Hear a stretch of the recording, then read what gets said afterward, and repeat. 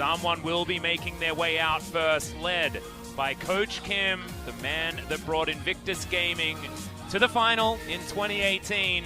And now that he's gone, Invictus Gaming looking like a very different team. So we'll see whether he can use some of that magic to help DAMWON here, because they're going to need as much of it as possible. A young roster, a whole lot of talent, but they're going up against SKT with momentum in a best-of-5. There are so many factors here that DAMWON need to overcome, despite the 9-5 winning record that they have moving into this series. Atlas, I'm going to need your prediction for this series. Give it to me. You want my prediction right now? Right now.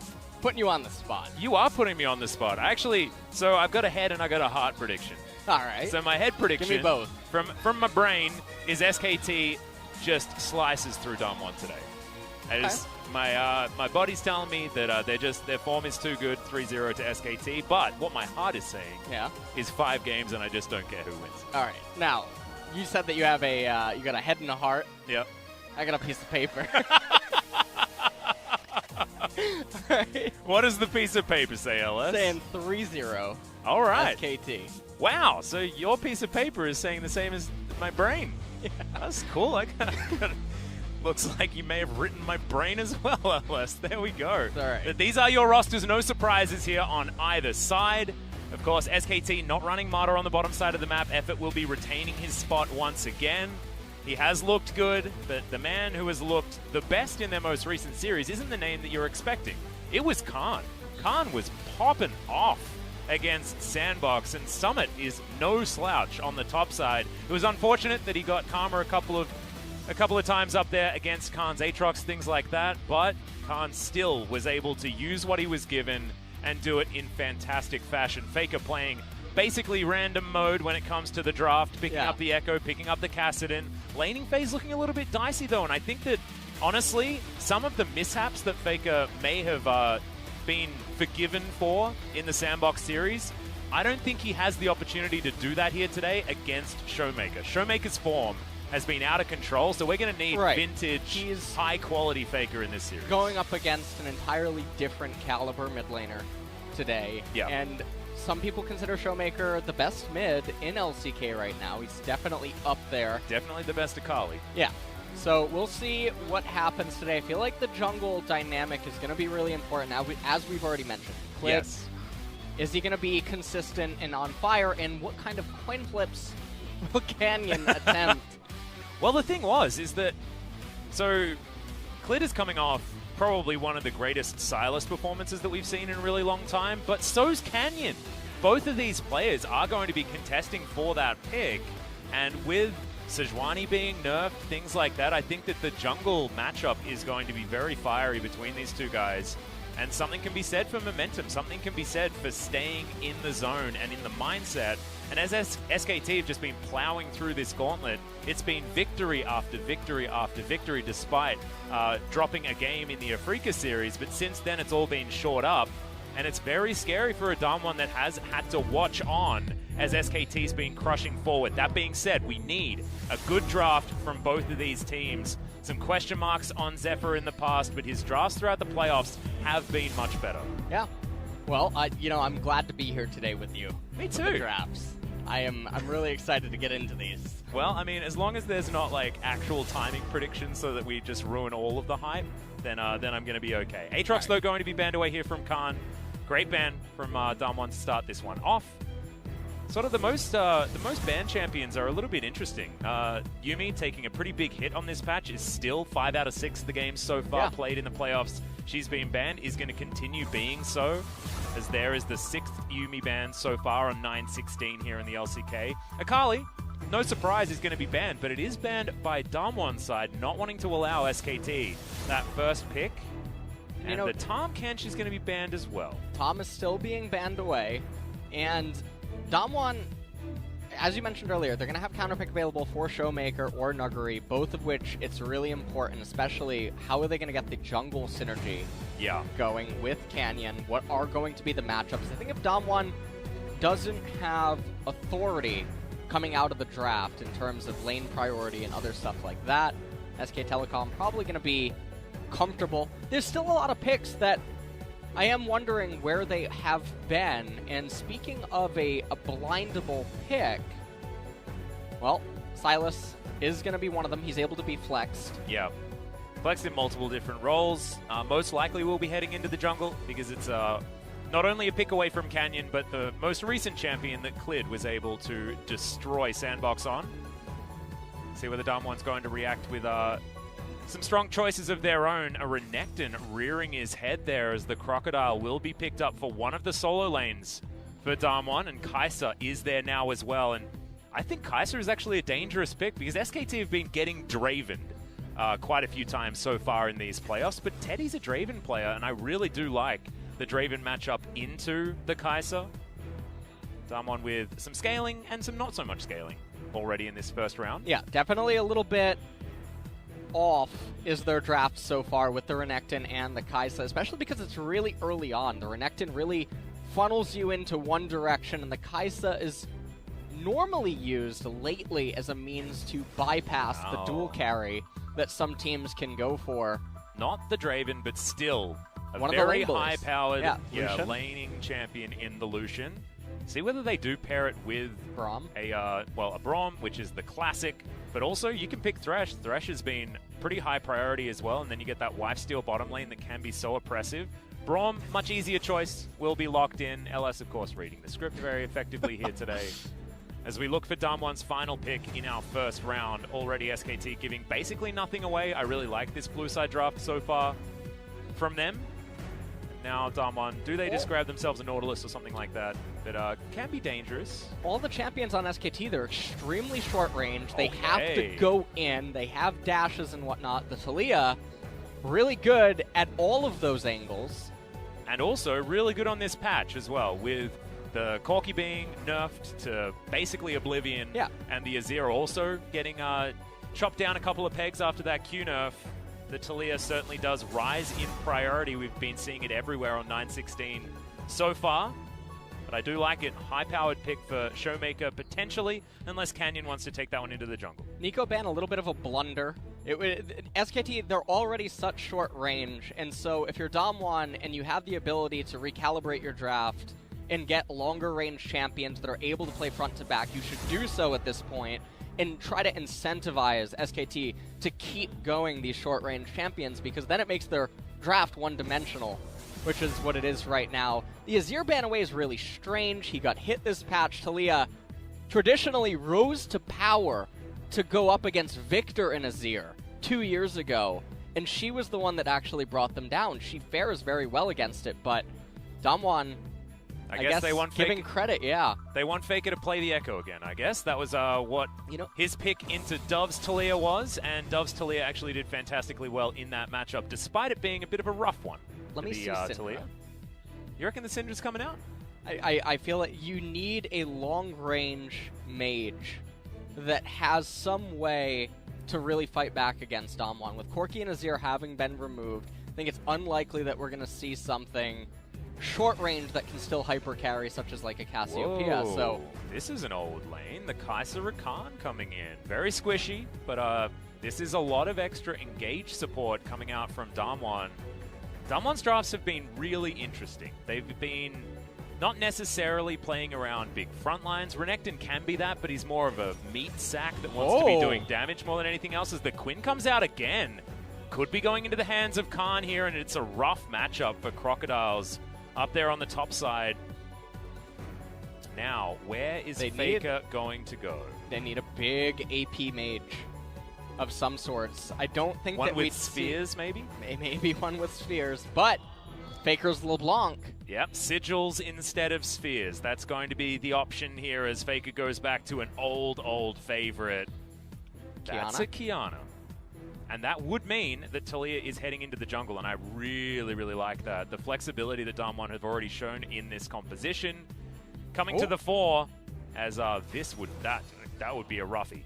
As the Kiana is going to come out, so we're terraforming the mid lane. Is Showmaker very excited to see what he can do on this champion. As this is your DAMWON composition, not a lot of frontline. They have a hell of a lot of damage. This is a classic DAMWON composition And I don't know whether it's going to be for better or for worse in this particular case, because in a Game 1 in a best-of-5 series, I think it's better to play pretty standard League of Legends, but DAMWON have gone, no, it's not about that. We are going to catch you and kill you over and over again. This game is going to be all about getting that control for DAMWON and winning that mid-game. Yeah, DAMWON, if you look at both of these team compositions, both of them are extremely aggressive in the early stages, but they really do come online at 2 items. The difference is normally I'm one of the Scrooges that will criticize these comps as they go beyond the 2-item mark, but because they both fundamentally follow that line of being the 2-3 item spike and then tapering off, the mobility that SKT has on the Quinn and the LeBlanc and the lack of way to control them on the side of DAMWON means that these champions, they'll scale past those item stages and still be useful. And DAMWON don't have a really reliable way to hold them down. The LeBlanc is going to be a menace, and the Quinn's going to be a menace. Yep. So DAMWON, they have to end this game early because the smoke and mirrors for SKT, it's going to be too strong. That being said, DAMWON's composition can win early very effectively if they can get vision control, and especially if they're able to knock down a few extra turrets in the early game. It hasn't been something any other team can do. Let's see whether DAMWON can. Game number 1.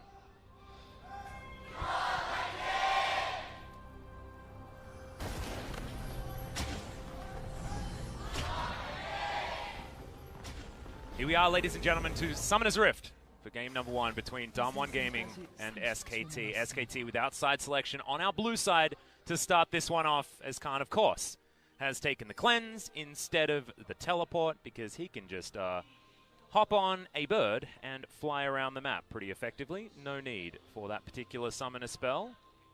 Press the attack on 2 champions on the SKT side. They're trying to press the attack. And the DAMWON side. They are.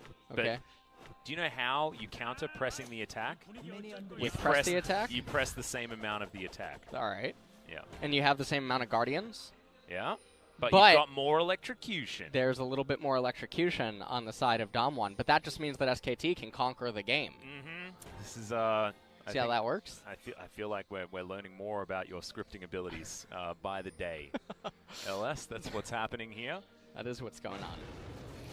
But I want to talk about how these lanes are going to go in this early game, because I'm looking at SKT's squad and I'm seeing, you know, LeBlanc versus Kiana, range versus melee, and on the bottom side we've got one of the best laning duos against a duo that does want to scale to an item or 2 and try and get some more buttons under their belt. It's really scary, and it plays into the narrative that we were suggesting about Canyon has to really be on point. So DAMWON's early game is really looking rough, and it feels as though it can snowball out of control for SKT. So we're going to have to pay attention to Canyon. It looks like he's going to do a red start into Raptors, whereas Clid, knowing that all of his laners don't really need him early on, he's opting into what seems to be a full-side red clear. And so what is Canyon going to do early? Because it's really difficult for the DAMWON Gaming laners to manipulate their lane states to be favorable for a Taliyah jungle. And so this is one of the problems that I have with the draft, where on paper DAMWON's, it looks fine, it goes to 1-2 items, but there's so much wonkiness within it that it's really going to be up to Canyon to salvage it. Yeah, and we'll see whether he's got the answers for us here in this early game, as Clid is going to make what feels like every game's visit to the bottom side. Half the health bar here is, of course, better bot wins. The Sylas clear is not so healthy anymore, but he's looking to abduct his way in. Effort going to miss the Flash Winter's Bite, though. And so the Sylas has to slink back into the river. But priority is established in both mid and bot, it looks like, so I believe that they could move over to Canyon. And that should mean that right side Scuttle Crab should go to Clid. Yep, he's going to pick that one up here, as Bertha is what Canyon's opted in for. The back coming down. At least thinking about it here for Faker, who does have the shove in that mid lane. And I really like what Faker did. He built up such a large minion wave that it allows him time to roam. Normally, players will just try to crash a small minion wave, and it doesn't really grant that much authority over mid, whereas if the minion wave is really large in size, it grants your mid laner more freedom, or if the enemy mid follows, the punishment is greater. Yeah. Well, Canyon's going to find Faker. as Showmaker's going to Terra Shape his way over. Chains Lando and Clid is here in position. Pebbles go down. Faker does get an Electrocute proc onto Showmaker. That's only going to help the lane state here for the LeBlanc, and SKT already trying to put the screws in this early game, and it's working. Yeah, SKT, they're already at a really big advantage. The rubber band camps for Clid include the Raptors and the Golems, whereas Canyon's just getting access to them. So even though... Oh, no, the Ignite going down in the mid lane. Chains are going to land. Faker's underneath the turret. Is Showmaker falls, and Faker gets the 1v1 outplay. No. Wow. This is a complete turnaround, though. This is exactly what we were talking about as Beryl doesn't find the grand entrance. Faker actually fell in that 1v1 against Dove. Remember this. This was against his Talia as the Echo. Now Faker back on a champion that he has a whole lot more games on, but still, this is the kind of form that we've wanted to see out of Faker in the laning phase, because we know what he can do as he carries his team in the team fights. It's been the laning phase, it's been a little bit dicey, and I think that a lot of SKT fans can now breathe a sigh of relief. Well, the Lane Kingdom being established already in mid, LeBlanc backs into a Seeker's Arm Guard with the Fairy Charm. Showmaker is going to be in a world of pressure, and we look at what this is a byproduct of. It's the crash that happened onto the tier 1 turret, causing a slow push back into Faker. Minion wave on Faker's side of the lane, Canyon up at the Golems. Showmaker saying, I need to crash this wave, I need to get the XP, but without a jungler to aid him, keeps trying to walk too far up, and then Faker just says, no, you're a little bit out of bounds. Oh no, Seismic Shove caught backing is Khan. The flash is there, but one more auto and Canyon is going to get it as the Vault was delivering the Quinn to him. DAMWON do even it out with Khan backing. A little bit unfortunate timing. This will allow Renekton to get the crash and perhaps even a turret plate. And remember that Khan doesn't have Valor yet. Nope, not going to be able to hop onto the bird to make his way towards this lane. So no teleports, no nothing, as Showmaker takes another pretty bogus trade in the mid lane. Able to eat through some corrupting potion charges, but Faker also has access to that one, and he's happy to take a turret shot if it can mean that Showmaker is on low enough health to where he can't actually contest the minion wave. Grand entrance does come down once again. Canyon dives on over, but Clid is in position. Seismic Shove does go wide as Teddy doing a lot of damage. Canyon already very low as the abscond comes in from Clid. Can't quite close the gap though, and he's taking a lot of damage. Nuclear now with the auto attacks. A big health bar as Teddy now not a lot of mana. Threaded volley, not finding the mark. And Stand Behind Me is going to get effort out of trouble. A lot of low health bars, but no deaths on the bottom side. Oh. Showmaker again chained up. What's that range? As Faker is just eating the honey fruit right in front of the Kiana. I'm probably going to get a replay of that trade, as it was a really a 2-level lead and currently. Probably just a level, but level 6 has now been gained from Showmaker, but this is the kind of destruction that can happen if you fall behind against a LeBlanc, but more importantly, against Faker's LeBlanc, who just popped over a wall and got an electrocute proc by auto-attacking the Kiana that had no way of contesting Faker's LeBlanc. He's going to clear out the control ward now on the left-hand side, and basically all that Khan needs to do is make sure that he doesn't hemorrhage up in top lane, and all should be fine because the LeBlanc, she's the core piece to SKT's team composition once this game goes to 3-4 items, if it makes it there. Because she's going to be the one that can get in on every single member of DAMWON and just light them up instantly. So, I mean, just look at mid lane right now on the minimap. You can see how far Showmaker's having to play back. He's losing out on minion XP in addition to gold. Everything is extremely painful right now. Yeah, Faker not going to hold a freeze or anything like that. He is a player that does like to do that sometimes in the mid lane, as that's a lot of damage onto Khan.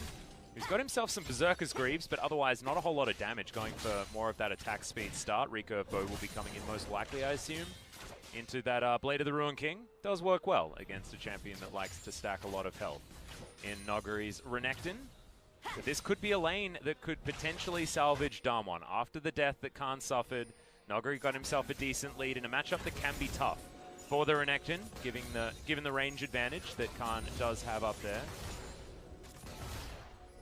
But it's Showmaker being behind this far that's the huge problem for DAMWON, because they wanted to be able to play around this Qiyana in the mid-game, and now Qiyana needs to be trying to get herself back into any sort of relevant state in the mid-game instead of being able to do anything like that, as Showmaker throws some grass at a minion wave, is desperately trying to figure things out. It hasn't represented anything in the gold though, LS, and okay, well. It's going to represent a lot in Showmaker's health bar. Ignite Flash are available here for Faker in a couple of seconds as Weaver's Wall comes towards the top side. As Khan going to get electrocuted, pops back with the seismic shove positioning. So good. And SKT will answer with a Mountain Drake on the bottom side, but this Crocodile's getting more and more fed. And this isn't the kind that after he gets fed, he goes and takes a break, sleeps on a beach for a while. He just wants to eat more. Yeah, the scary thing is the Renekton now, 20 CS advantage, several plates inside of him, a 2-level lead in top lane. Khan had one job. Yep. He had one job after Faker got so far ahead in the early stages. And he might just die again. Oh, he's going to find Canyon. Yep, Sky Strike going to come down there as he's looking to return the favor, but a lot of damage coming out. No seismic shove, no kill. As Nogari's going to tank up this turret. Doesn't really Oh no! What? Wow, the minion wave wasn't in range, and somehow Khan is gifted a kill. Oh my god. Talk about whoopsies, LS. That is about the biggest one that we've seen so far these playoffs. Had Dominus available. He could have tanked another turret shot. This didn't need to happen. He thought the minion wave was in range. He did not think that that was going to hit the Talia there at all. Oh man. Well, this is definitely an awkward spot now where the advantages in top lane almost nullified, right? Almost nullified. It's not quite as large as it was before, and now Cliddy's going to be able to get this Rip Herald, most likely going to just take it mid, I would assume. Or top lane, and give Khan an advantage back as Effort. He's going to turn up here as well as the Rip Scuttler is going to fly into the open arms of Canyon. Faker coming on over. Beryl is here. Distortion going to be returned to here by Faker's LeBlanc, and SKT continue to have control in this game. It may not be represented via the money, but SKT's mid-game is ready to explode. Let's take a look at the replay one more time. Weaver's Wall comes in. Marguerite gets onto Khan. Cleanse comes out, but it doesn't matter. The seismic shove, a little bit too strong. I have no idea what Canyon's doing right there. I'll be completely honest with you. And even his reaction to what's going on is really slow. And then right here, Dominus available. Oh, but I don't know, man. That was really strange. It looked like that minion was in range and then juked out of the way so that the Talia would die. Yeah. That's it's pretty unfortunate. But that is an unforced error. Something that we don't get to talk about too much. Sort of more of a tennis thing, but that was certainly a death that didn't need to happen on DAMWON's side, and something that can't happen in a series like this. You have moments like that, it's going to affect how you play out the rest of the games, and you just cannot let it.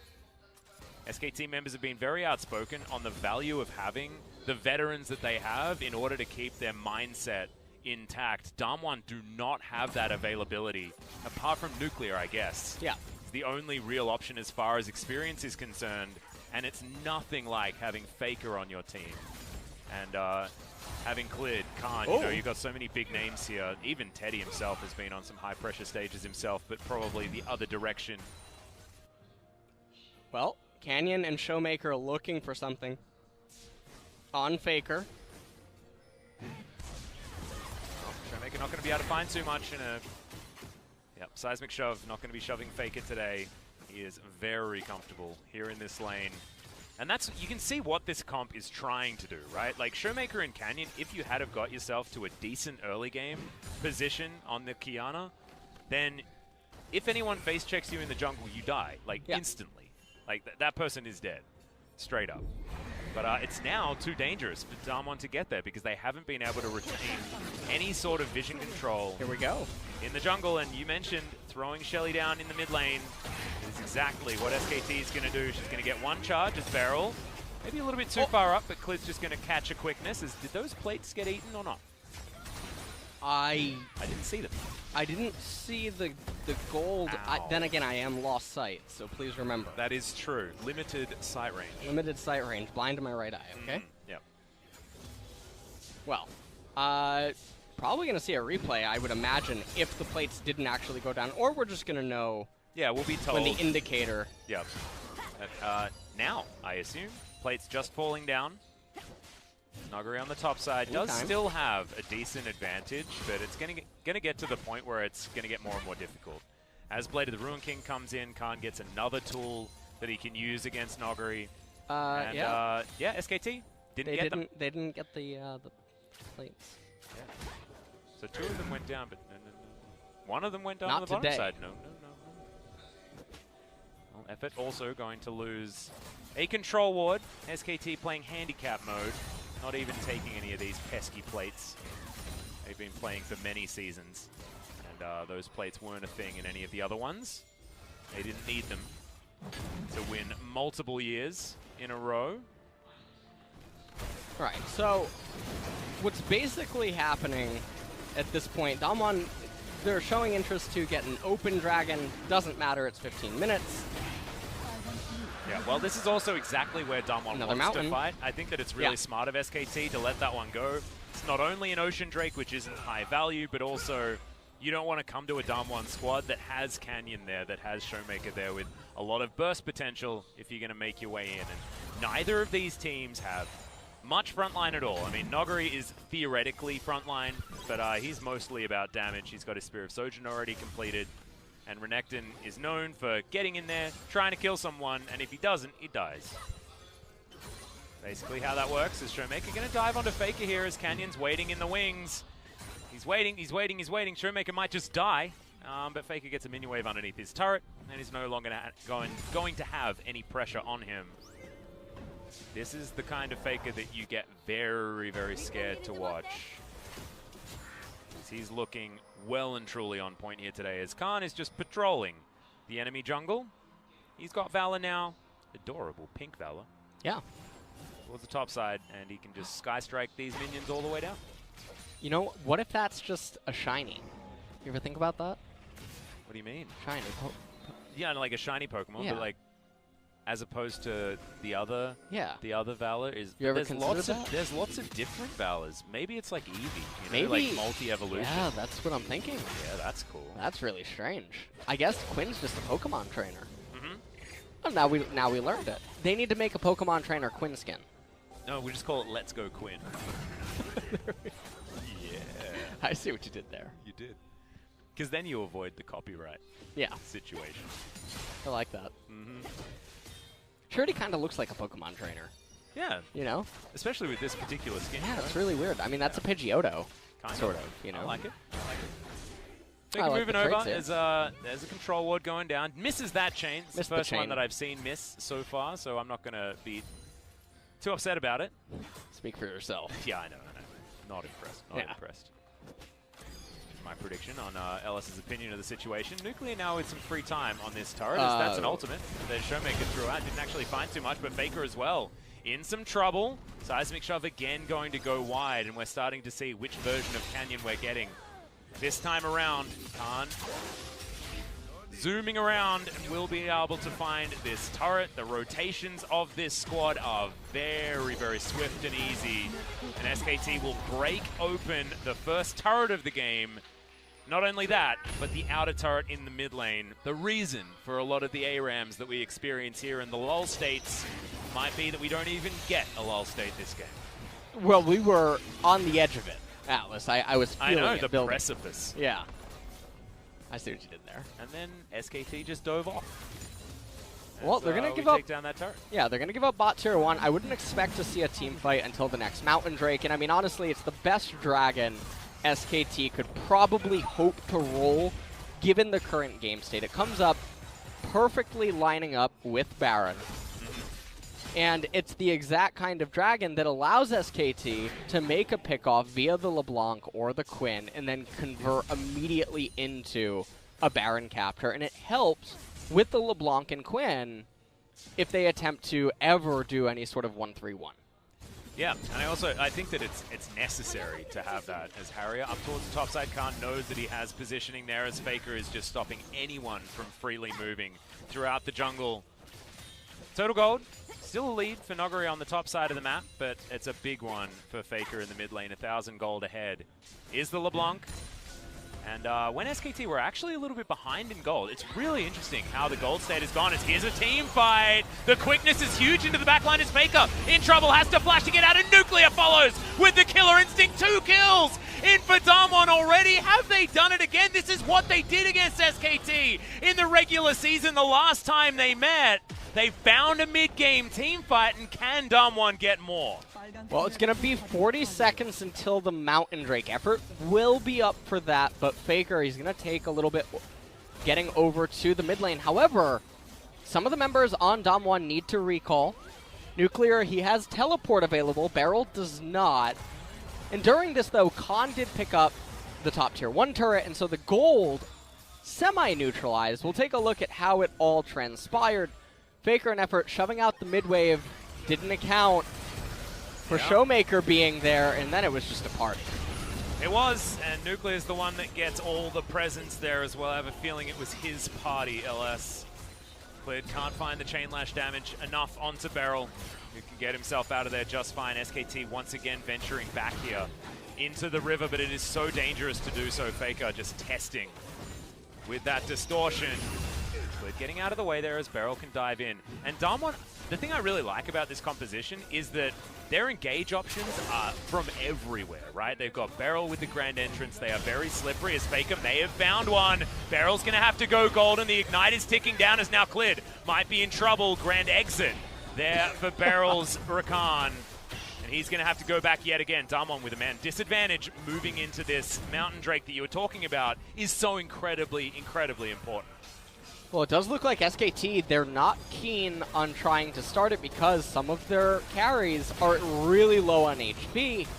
So even though they had the man advantage, didn't really matter because the carries just couldn't take place in a fight. So DAMWON, they end up getting the mountain.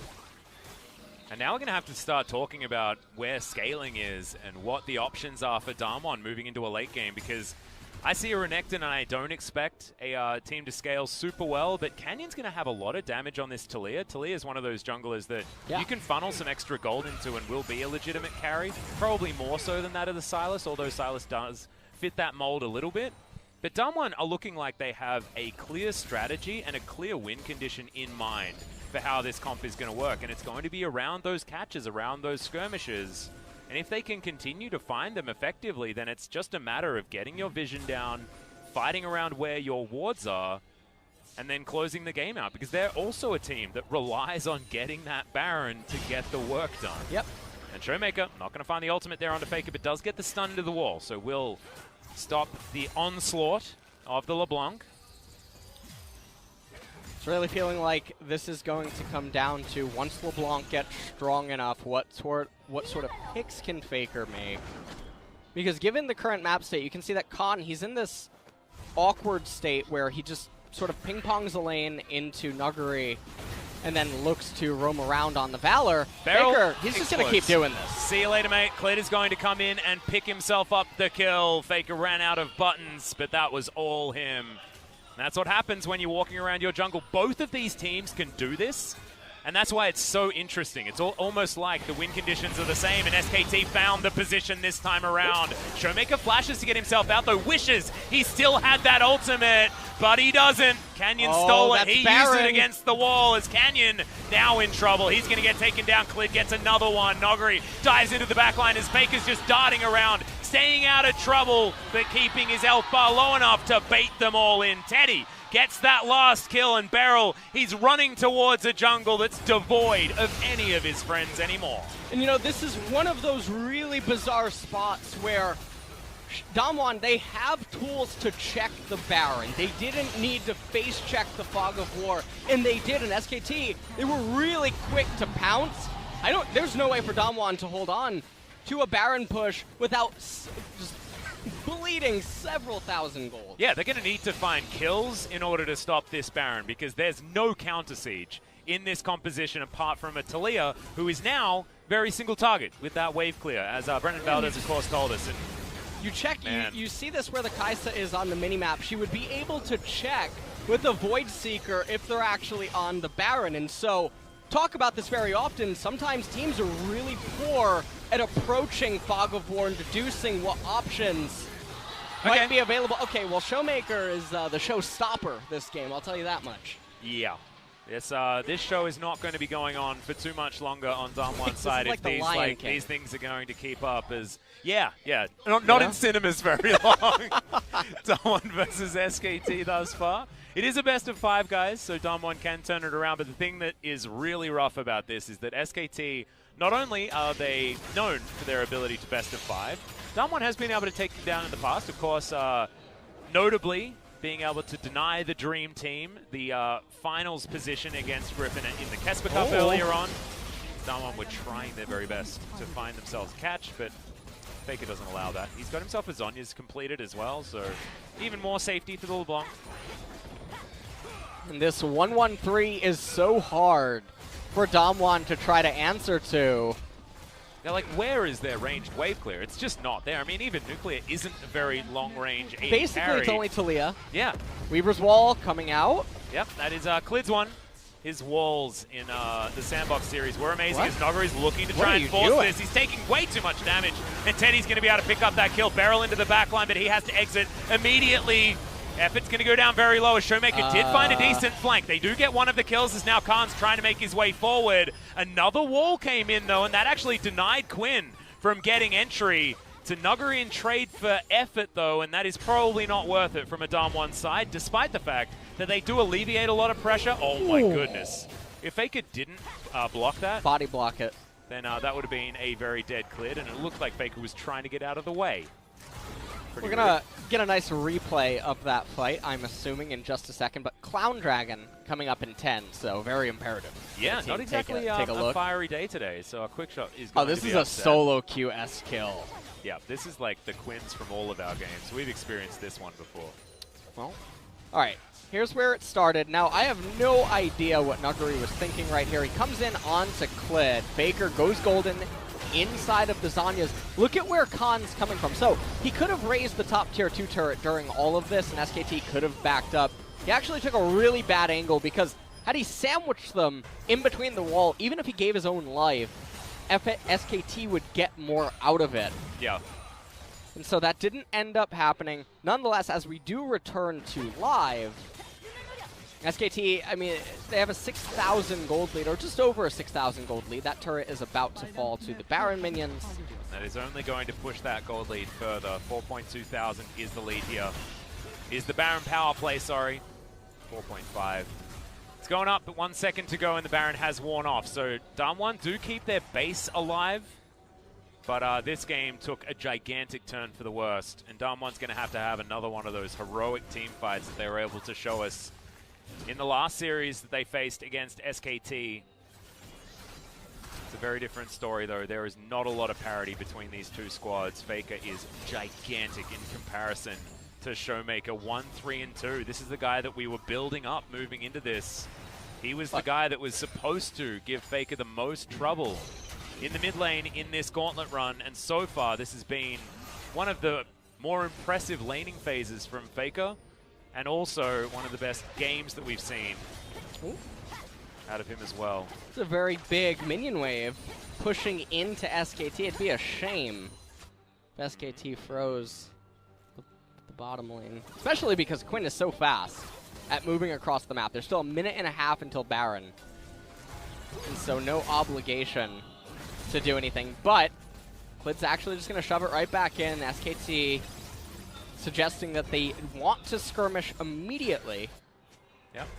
A few items coming in here as well, as Khan's got the Infinity Edge done. We've got an Oblivion Orb as well as the Sork Boots coming in for Faker, very close to that Morellonomicon, which we know you love so much. Even a Haunting Guys there from Clid. Not like this. Yeah, not like this. But, you know, denying healing, not too bad. Actually, I mean, cull the Meek. I'm gonna walk off. Healing, mate. I'm What about the cull the Meek healing, man? All right, TP coming into the middle of the lane by Teddy. Now with Home Guard, Let's see what he's actually doing here by using his TP. Well, I mean, Teddy just likes to get back to lanes as quickly as possible. That's how he used it.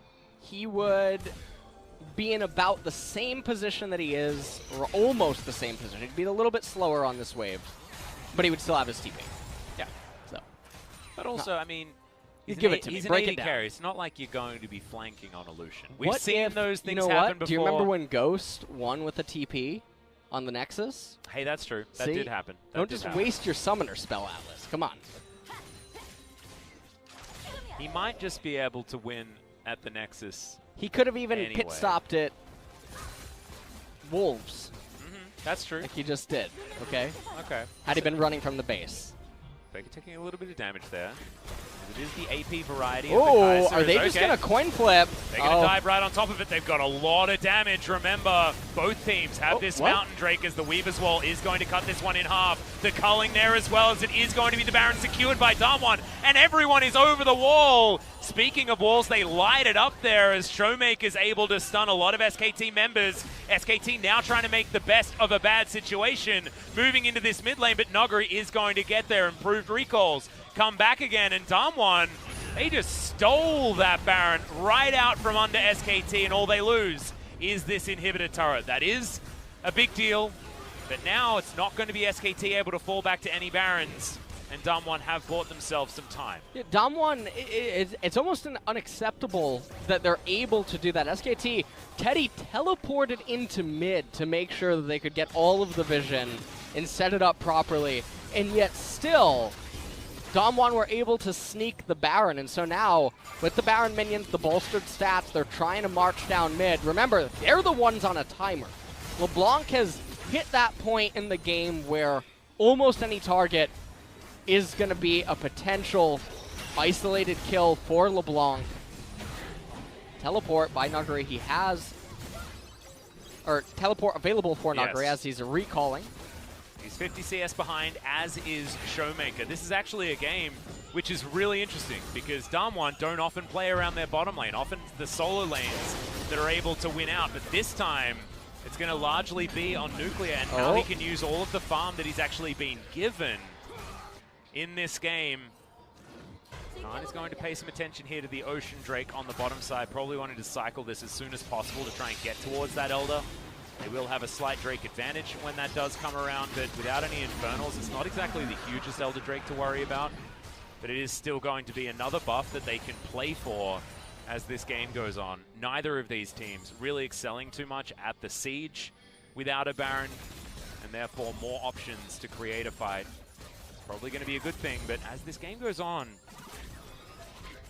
where is the turning point? Is there a turning point where DAMWON are going to feel like getting behind Nuclear's Kaiser is going to be their win condition and SKT not going to have as many abilities to fight back? Or is this still SKT's game to lose? Okay, man. Khan in trouble. A lot of stuns and a lot of death. Killer Instinct there from Nuclear is going to be a comfortable one. And Showmaker stays up top. He did use the Ignite there in that kill as well. And going to shove that one forward. Now going to go back home. We'll see what items he can actually build here. He's only a couple of Dirks into the build.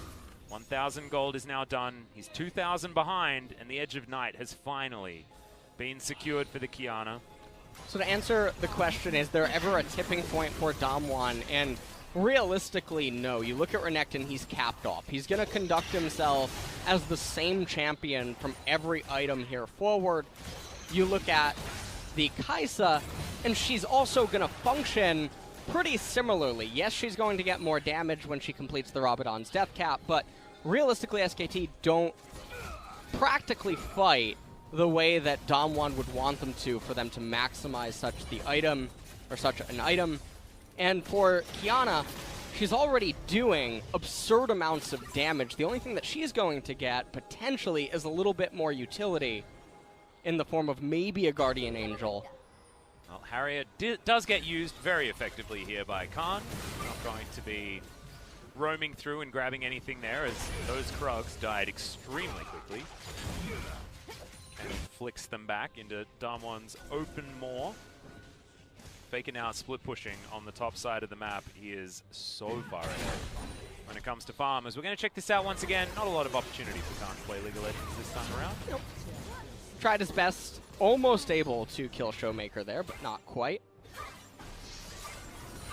Does now have QSS as SKT continue to have this gold lead, but you can see that DAMWON has pulled it back relatively well with that Baron play that they did make. Yeah. Losing an inhibitor turret, not going to be the end of the world. SKT unable to actually push the minion wave up towards threatening that inhibitor. Looking like it's going to just go to Elder Dragon. Yeah, bit of an Elder game Dragon Baron battle. Yeah, it's probably just going to be decided on Elder. You know what I want to point out right now, Atlas? Yeah, point it out, man. Take a look at that item on the Silas. Liandry's Torment. The Liandry's Torment. I think that got him an MVP. I talk about. Didn't that get it? That got him your MVP vote right there. My vote. I'll tell you that much. DAMWON wins the game, gives it over to Silas instantly. Better than that Morel and Nomakon. You know what I'm saying? Yeah, well, I mean, Canyon's my drift. obviously just making the wrong choice, right? Because it looks like Morel and Nomakon is going to be coming in, but he is sitting on an Oblivion Orb and the extra Ruby Crystal, so maybe not. Maybe he's just going to hold on to the magic penetration. Does seem like he might be a little bit of a savant if he doesn't elect to complete it. Now Jungle is really understanding how to build items this game. All right, well, actually, you're right. Spectre's Cowl completed, and that'll give him very much needed resistance against the LeBlanc pickoff, because that's what SKT's team composition is trying to do. Now, even if DAMWON look like they're posturing for vision, they're doing all of this stuff, remember the smoke and mirror is how SKT tries to win these fights. They try to pick and pry away at DAMWON and pull them in all sorts of directions via the Quinn and the LeBlanc. Bottom wave shoving in. SKT, they really need... Okay, well... Yeah, Beryl gonna have to dash to get himself out of there. Wow, it was very close to just being popped in one round as Faker's gonna find some chains, but didn't have vision of the area.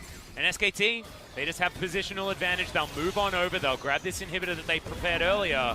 The wall is going to fly in, but blocked there from Effort. Oh! As Canyon going to have to go golden. Showmaker here trying to protect him. It's Beautiful a good timing. ultimate there from Effort as well in the backline, but they're not able to take him down. Canyon is going to be able to limp out of there as SKT now with their eyes onto the Baron. And now Voidseeker's going to discover where they're going, though. Oh, man. Well, Canyon, he doesn't have Weaver's Wall. He's going to have to run all the way back there. This time for this particular fight, Showmaker does have the Elder supreme display of talent, though. As Beryl could be in trouble once again. The chains are not going to connect for the snare. Oh, man. This is actually neck and neck. Elder is infinitely more valuable to both of these teams than Baron. Yeah. The Baron minions don't matter. Elder Drake being able to basically attack move through your opponent is a much bigger prize. But both of them fight over the Baron, then it's obviously going to be a massive edge. Remember, Canyon, no flash, no ultimate. This is going to be SKT's Baron. Yep, it is going to be taken, but now can DAMWON actually find the fight? The answer looks to be yes, it's Nuclear. Dives into the backline. He's got himself his Banshee's Veil and is going to be able to keep himself alive, but the rest of the team not so lucky as Beryl. So incredibly low. So low health bars on SKT's side, though, and DAMWON can't actually chase into the enemy jungle. The minion waves were not kept in check on DAMWON's side. Fast. Yeah, and Khan's looking to try and make his way back forward. In fact, trying to get some stragglers moving towards this Elder Drake. Khan's there already. And Harriet is there also to spot out all the extra vision. Canyon looking to lock down this blue buff, and SKT, they're going to be uncontested moving towards the Elder. This is just way better controlled play from the SKT squad. Didn't even need to win a team fight. Just go over, they take what they can get based on the control that they have, and now with Baron buff, with Elder Drake, and with an open base on DAMWON's side, there are 2 Nexus turrets away from SKT, moving 1-0 up in this series, and also getting a blue side victory to start the series as well. Well, does look like this could potentially be the last minute of the game. SKT, they only need one more wave. Khan escorted the mid-minion wave in. He's elected not to go top, which is a little bit surprising, given how quick Quinn is at getting across the map when needed.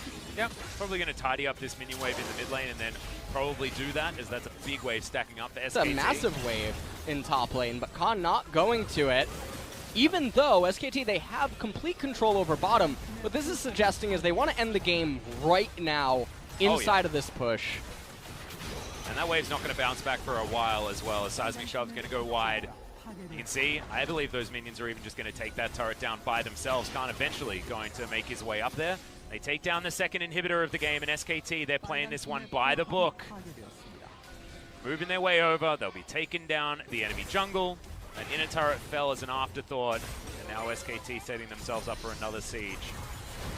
Okay, that's a hell of a lot of damage onto Showmaker. Can't really do too much, but it's a good double stun coming out. The Kiana getting the work done, and Faker is going to get picked. Really nice layering of CC from DAMWON's side, and it's going to alleviate so much pressure here for these guys. Well, that's actually really sad now. So because SK Telecom, they didn't execute the lane manipulation correctly, it ends up resulting in the Baron and Elder going to Fade. Faker, he's going to pick up a death cap soon. But just look at this. They can't actually perforate the top inhibitor turret. And this is a byproduct of Khan aimlessly running around in mid lane and doing nothing for about a minute. Yeah. They already were going to get the bottom inhibitor regardless. DAMWON were in no universe going to run headfirst, even with numbers advantage, 5v4, against an Elder Baron SKT. The Braum would have been able to shut every attempt down that DAMWON would have done. And so some lane manipulation errors on the side of SKT this game, but they're still in the driver's seat. And once LeBlanc completes that death cap, the Spectre's Cowls, they're not going to matter that much. No. See what the next item is actually going to be from Canyon as well as we move forward. It was a Banshee's Veil done actually for Nuclear. It actually caught me by surprise because he had the needlessly large rod in his back pocket, decided that it wasn't going to be a death cap though, and the Banshees comes in as the final item. He's got himself a bounty. I mean, this Kai'Sa is relatively strong and pretty safe, given the Zhonya's Banshee's choice. Fair bit of damage as well. Rageblade able to be stacked up very effectively and has all of the evolutions available in Kai'Sa's kit. But DAMWON have been unable to find a decisive fight that's actually got them too much in the last 10 minutes or so. And SKT have been able to retain all of the map control that they created earlier. Really interesting compositions out of both of these teams means it's not easy just to go straight up the mid lane as SKT's composition. You know, they don't necessarily have dedicated frontline themselves, and the same can be said for DAMWON. So the way that this is played out is largely going to be around building up vision and taking down Barons and Elder Drakes. So 2 minutes until that Elder and a minute and a half until the next Baron.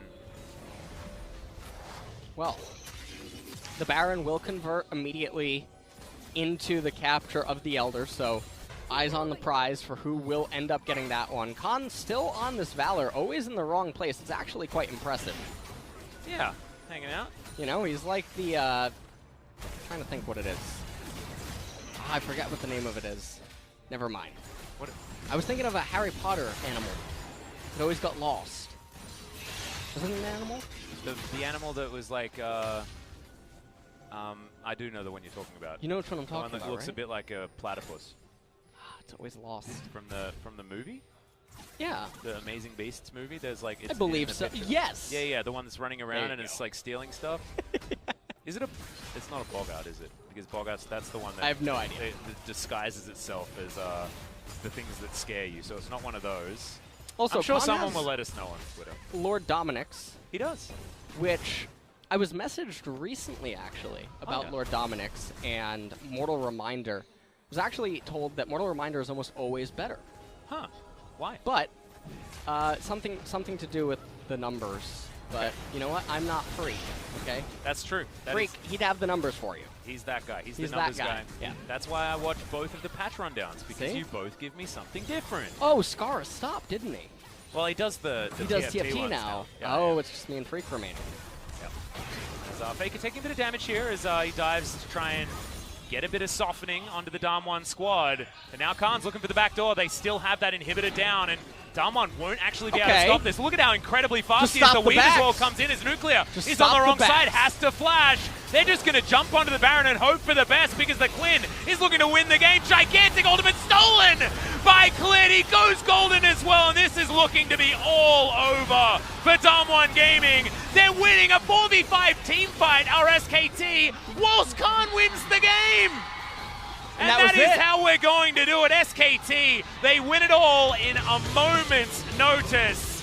That game was looking right on the edge until that very end moment where SKT were like, all right, we win now. And that's the type of play that they could have been doing all game long with the Quinn. You utilize her to pull the Renekton off the team, demand that he teleport to a fight, and then rinse, wash, repeat, do the same thing again. Quinn is way too mobile on the map for DAMWON's team composition to really answer, despite having a champion like Talia that can have basically a pseudo-global. And it doesn't matter because in this game, game state reached a point where DAMWON were too vulnerable, too open, and susceptible. And SKT, they eventually closed as DAMWON made a Panic Baron.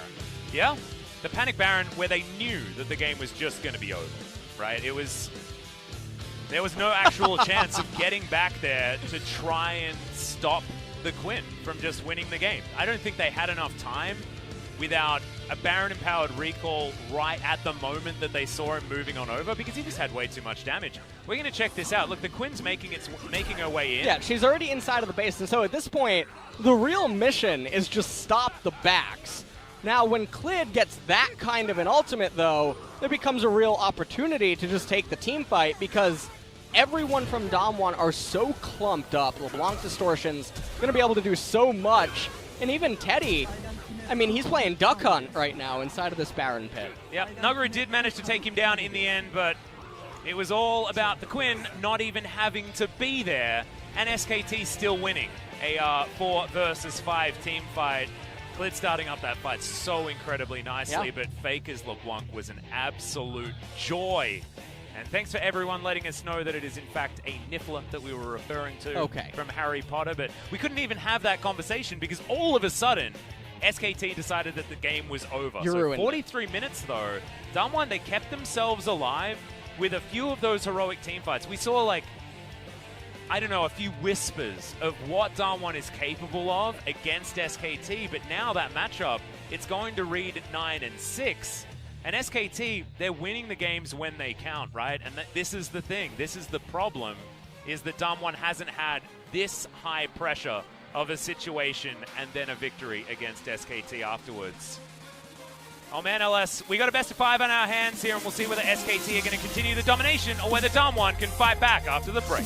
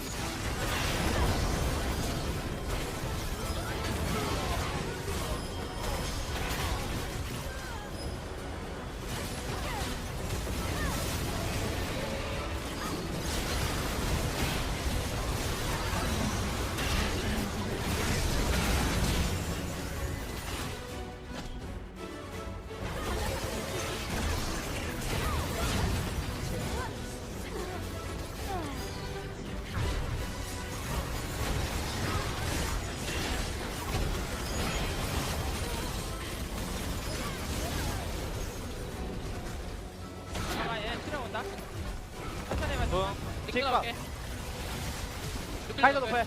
받아 끝내봐 이거. 견제만 해 견제만. 끝내. 그래 전진 간다 이거. 끝내. 아 이겼어. 천천히 해, 천천히 해. 아 이겼어. 아나 이긴 거 같아. 이긴 거 같아. 끝내 이거 끝내. 야 바로 먹어. 네, 노플이야. 아 바로 좀 쳐줘. 이거 가야지. 잘 끝내야 돼. 오케이.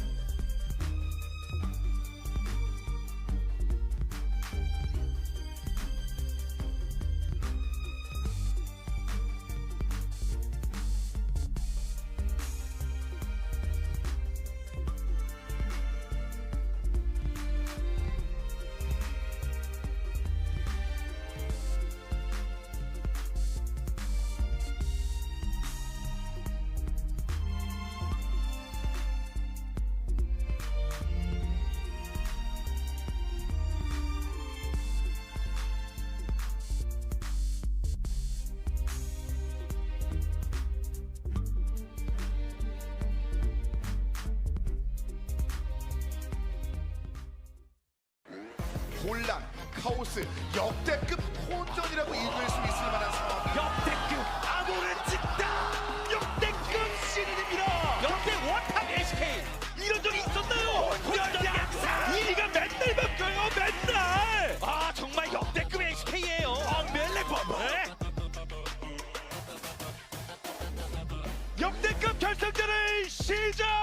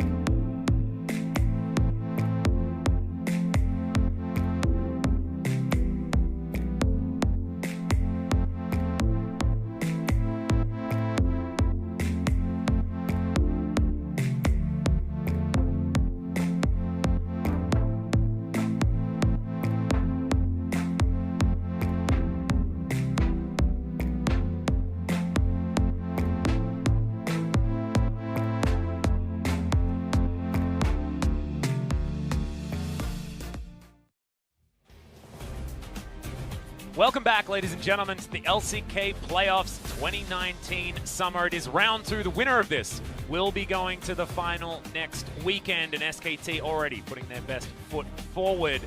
Now moving on to the red side. The blue side victory is super important, and now they get red side, and it could almost be looking down the barrel of a 2-0 before it's even happened. Why are you surprised? I told you. Alex. But you know I have to still pretend.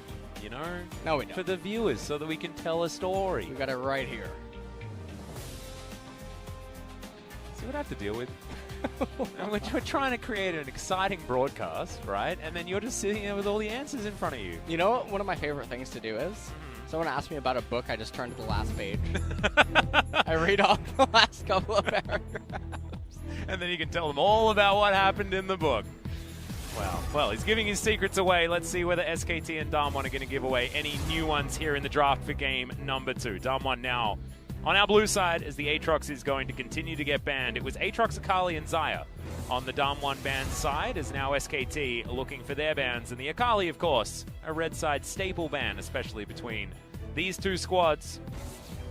And I think the Sylas is going to be a contested one. If it is left available, DAMWON will first pick it. It was a huge factor for SKT in game number 1. It took a little while to get going, but he was farming his jungle so effectively, and you were talking about the rubber band camps that he was able to pick up, the fact that he was able to navigate that jungle just a little bit better than Canyon was. Yeah. And it was a cute little draft for DAMWON with their flex of the Talia back into the jungle as well. Everyone knows that she is strong. In the mid lane also, as the Ezreal to be banned here. Wasn't banned in the first round in game number 1, but DAMWON are going to take it off the board this time. Yuumi continues to be a staple ban in the playoffs. Only one game has she gotten through.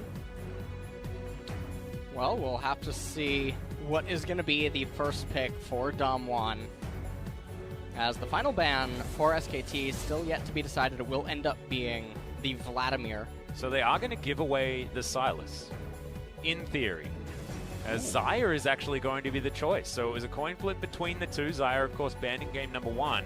Now snapped up in game 2, and SKT, what are they going to head towards? This just shows that DAMWON are really putting a lot of priority on giving themselves a bottom lane that Nuclear and Beryl are comfortable in. Yeah, they want to make sure that this time around maybe they have a little bit more autonomy down there in the bottom lane, as the Rakan can easily come in next to accompany the Xayah before the second ban phase, as Silas is going to be locked in for SKT, still able to be flexed.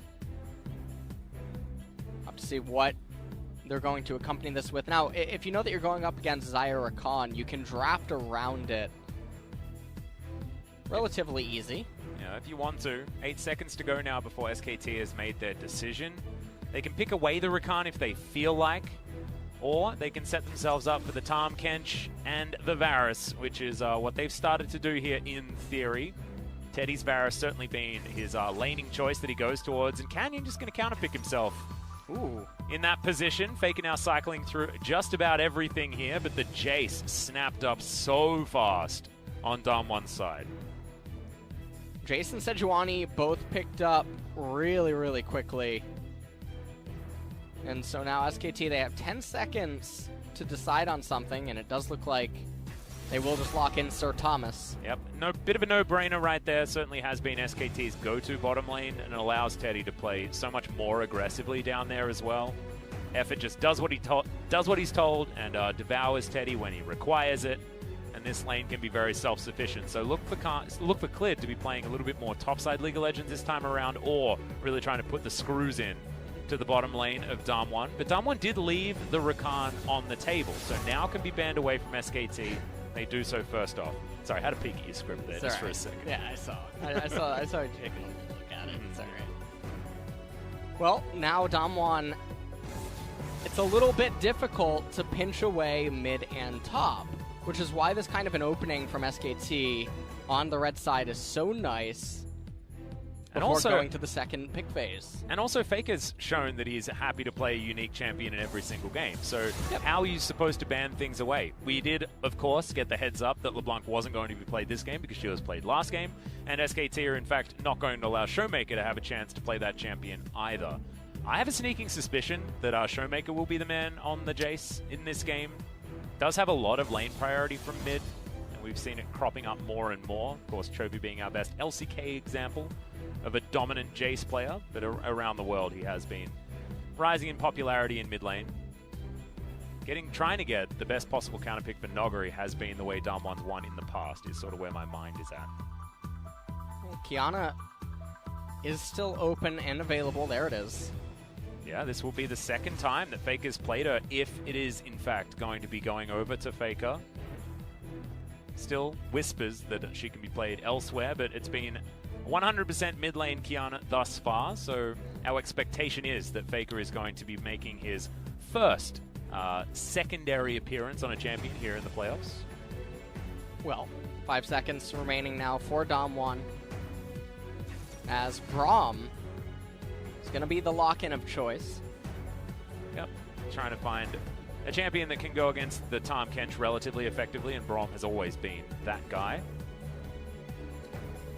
Now where does Beryl decide to lead this composition? Because it's going to be counterpick for Khan on the top side of the map.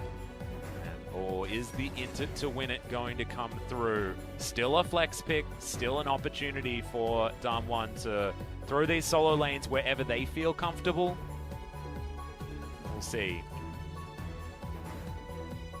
The Karma coming out is actually just really frightening, because we saw Sandbox try and do this against SKT, and SKT made it look like a 4v5. All right, there you go. I gotta they were taking a little bit. Yeah, they were taking a little bit too long, and you got a little bit antsy. Yeah, you know, I was thinking to myself, you know, you need a champion into Karma or Jace. You also need a champion that is short range, durable, and able to fight the brunt of the force and synergize with the comp. And obviously, Ryze fits into that really well. So, wasn't looking at the script or anything. Oh, you didn't even need to look at the script for that one. I didn't even need to do it. I just wanted to let you know. Just did the thinking this time? Yeah. All right, so we'll actually give you some real credit for that particular prediction. And they are going to alleviate some of their damage range issues as far as having too much physical, too much magic. It's what happens when you have a mid laner that is largely physical-based.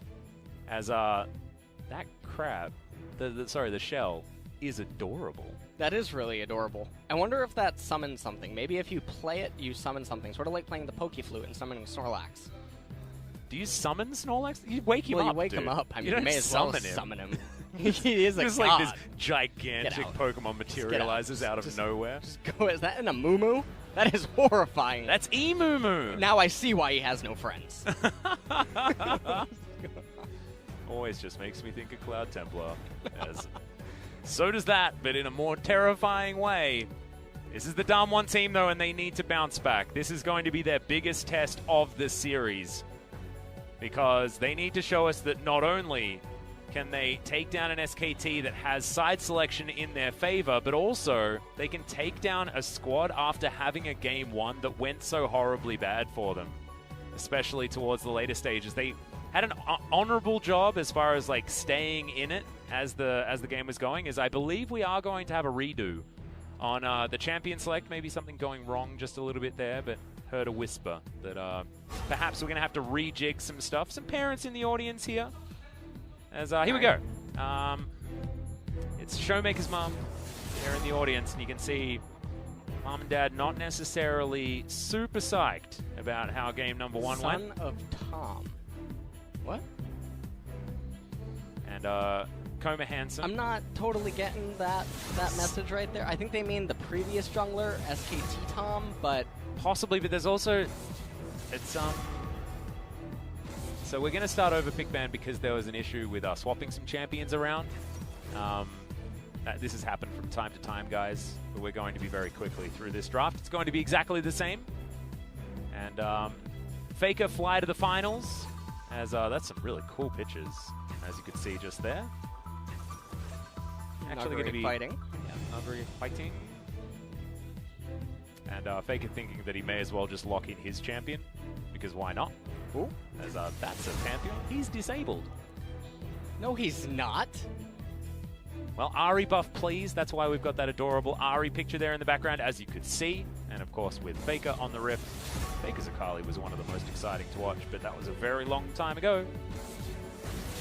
Man, this draft is going exactly the same as the Game 2 draft. This is one of the shortest Game 2s of the finals that we've ever seen. Yeah. I mean, Welcome this to is going to Game be 3, guys. You know, I said earlier it was going to be a 3-0, but it's actually a 4-0. Wow. Yeah.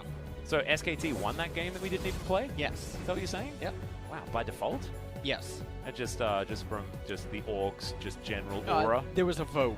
There was a vote. There was a vote. Yes. Voted on who won Yes. the game. All right. Well, we're gonna try and swap things around again. I mean, Chobi won. when drafts like, oh god, reading more scripts.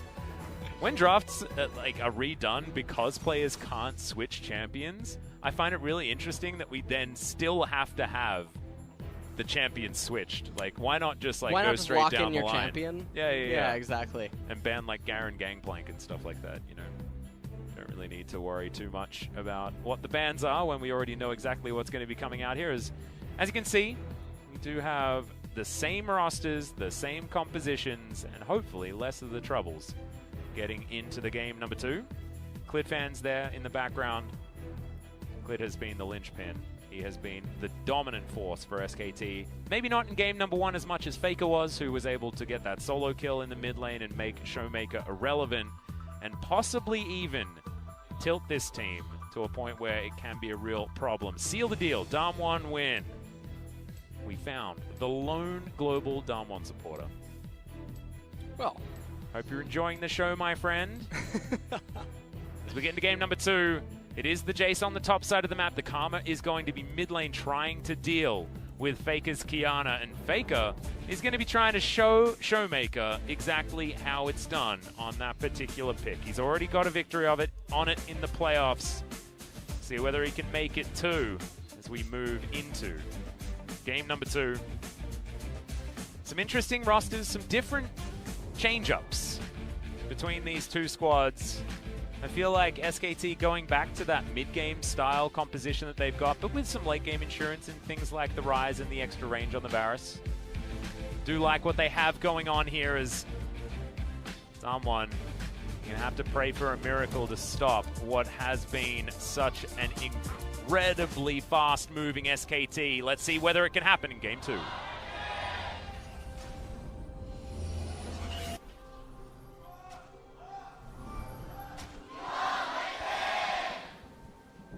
T1 fans, of course, in full voice. As you can see, it's a lovely evening here at LoL Park. Well, does look like the opening is going to be a 5-point start. Relatively defensive play out of both of these teams. No one wanting to risk anything super early on. And talking about the two-team composition, so the Varus and the Ryze, accompanied with the Sylas and the Kiana, they can go really late. Whereas on the flip side, the Xayah is going to be the really key component that's going to scale much further into the game than anyone else on the side of DAMWON. Even though Sejuani is going to get a lot more tanky and durable, and Karma will grow increasingly obnoxious, the way that DAMWON Gaming is going to conduct themselves in team fights will ultimately devolve down to what can and what can't Nuclear do inside of everything. And interestingly enough, though, Karma has Scorch, which doesn't scale at all. I would have really expected Gathering Storm, and so that's definitely a bit of a blunder on what's happening. So SKT, if they can make it to the 3-item mark, everything should be smooth sailing for them. DAMWON, their edge is going to come in at 1 item. On 2 item, it's really going to come down to positioning. Well, we'll see whether they can make that happen. I think DAMWON has also got themselves a little bit more option when it comes to sieging this time around. And we'll just have to see how this game is going to evolve. I think that last game, it was some similar sort of win conditions and scenarios, but SKT ultimately able to win out, despite things going relatively well for Noguri topside. Some whoopsies made by Khan in the earlier stages were mitigated, as that's a big Jace in the middle of your screen. That's what happens when Noguri plays the Jace. We have to really highlight it. And Khan has the minion wave in a pretty fantastic position for him also. So Ryze pretty comfortable. How has this matchup changed since the Ryze change? I feel like I ask this question almost every single time we see the new Ryze, but Ryze versus Jace, how does it go? Who has priority here? The matchup's pretty much the same. The real difference is that Ryze doesn't take the Aftershock anymore inside of the matchup. Historically, that allowed the old Ryze to actually go toe-to-toe with Jace and be basically a neutralizer for him, but the new Ryze taking the phase rush and whatnot, it's not that large of a dynamic change. Ryze also fits into this team comp, not necessarily just to go up against the Jace, but how he fits into the 5v5 mold. And also, how they fit into the global game as well, because they've now got Abyssal Voyage and the Realm Warp. There can be some really fancy transitional plays coming out from SKT this game. So keep your eye out for where these SKT players are going to be maneuvering on the map. It's a cool Jace skin as well, I like that one. Canyon is here. Trying to see whether they can punish Khan's positioning. So far, Khan in a pretty good spot, but we are going to land the Arctic Assault, and that is going to be the first one coming out. Shock Blast also empowered, and Khan down to 200 health, and now Flashless on the top side. Noguri getting, once again, all the attention from Canyon. Super early on, you would expect that Clid would just probably keep power farming unless he's going to go for a match or a counter gank. Don't really expect too much proactivity out of him, whereas Canyon can definitely be the one that looks for things early on, but Clid's going to come out ahead in terms of the jungle status anyway. He has a complete full clear. He got himself a Scuttle Crab as well. Everything's looking up for him. And I think at this stage, like, if Clid once again has a fantastic game, that's when we have to ask the drafting question of DAMWON. Like, why leave the Sylas available and not pick that one away after the game 1 situation where everything went absolutely wrong? And it was largely based on Clid just having his run of the jungle and control of the map for a large portion of it, let alone being able to win a 4v5 basically off the back of a hijacked supreme display of talent. Well, let's see what's going to happen here now, as the mobility boots are picked up now for Faker. And so we'll have to see how Khan, as well as Teddy and Effort, manage their lane state so that this can be a worthwhile purchase for Faker in the mid lane. 10 CS behind is the Kiana, but of course that's what we're expecting in a ranged versus melee matchup. Once again, going to be about that mid game, where the Kiana's going to go, what she can get done. Clid back into his own jungle here as well. Checking in on the jungle CS, it is Clid once again farming way more than what Canyon's been able to do. Canyon getting a flash top though is certainly going to be a worthwhile thing, as Khan has to play a little bit more respectfully despite being extended relatively far at this stage. Does have his jungler in his back pocket. Faker clearing out vision on the top side also. Oh, this is the timing though. They crashed a cannon wave, but the problem is that Faker, because of that control ward, he's a little bit too slow to move. As looks like he's found the Sejuani. I don't know if he can see those. I don't think so either, but that's the ult into the wall, and that's First Blood all too easily put together by SKT. All right, well, Sedge is out of the game now. Yeah, So- at least for how long? No, A few seconds? she's out of the game. No, she's back. Nope, she's really not. Clid's going to be level dear. 6 really soon, and Canyon's still 4. Now, the one good thing, though, is that Canyon will get 100 bonus experience when he eats the Bramble back, because it's going to be level 6. He's level 4. You know me, I love to talk about rubber Yeah, band. yeah, do like it. Is Clid going to try and dash away here? Noguri bops him into the wall, but I don't know whether the flash was all that valuable here, but one more auto would have done it, but couldn't actually move forward into Khan in order to lock that one down. And Clid did have to use his flash, but he traded it with the top laner, which is probably still worth it in SKT's side of the map. It also gave Canyon the ability to come over and eat the Scuttle Crab. Unsure what the level was on the crab. But nonetheless, still getting good rubber banding camps, and it's helping him recover. What's the And- level of the Krugs? Because I think he's looking for those next. I think the Krugs are level 6 too. Nice. Right, yeah. I would imagine so, as they're respawned during this clip, so. Nice. Yeah, they're either 6 or 5. Well, that was a very, very dead Canyon in the jungle as Showmaker able to get himself a turret plate there in the mid lane. SKT with a slight advantage of about 500 gold, but otherwise nothing to write home about. This bottom side is Teddy and Effort playing out the Varus Tom Kench lane exactly how you would expect. Also, it looks like Oh god, Noguri. Okay. A lot of damage there onto Khan, who's actually able to throw some damage back. Has Clid in his back And pocket. Noguri doesn't have a ward. He's probably going to come down and plant one into the Tri-Brush. Oh, never mind, actually. It does look like Clid. If He's he had just have gonna read come up and that clear the wave. recall positioning, he might have actually been able to kill Khan with an empowered shock blast, but is not able to. Khan, like you were talking about, doesn't have the teleport or the realm walk available, so it's going to be a 12 CS advantage from Noguri and a bunch of plates as well if Clid is going to vacate. He's not. And so a few of those CS that you can see as far as the jungle difference is going to be in that minion wave that he ate topside. DAMWON going to utilize the positioning of the jungle information they have on SKT to take this Cloud Drake. Unless Faker has something to say about it, Supreme Display of Talent is available, but he's not going to go in 1 versus 4, and DAMWON are going to be able to grab the first neutral objective of this map. It is going to be a Clown Dragon. And so for a team composition that intends to run straight headfirst at the opponent and take them on, it's not the most impactful Drake, but for the Jace, if he is split pushing and then trying to join up with this team if he's lacking teleport, can help out a little bit in that regard. SKT, they're still fine.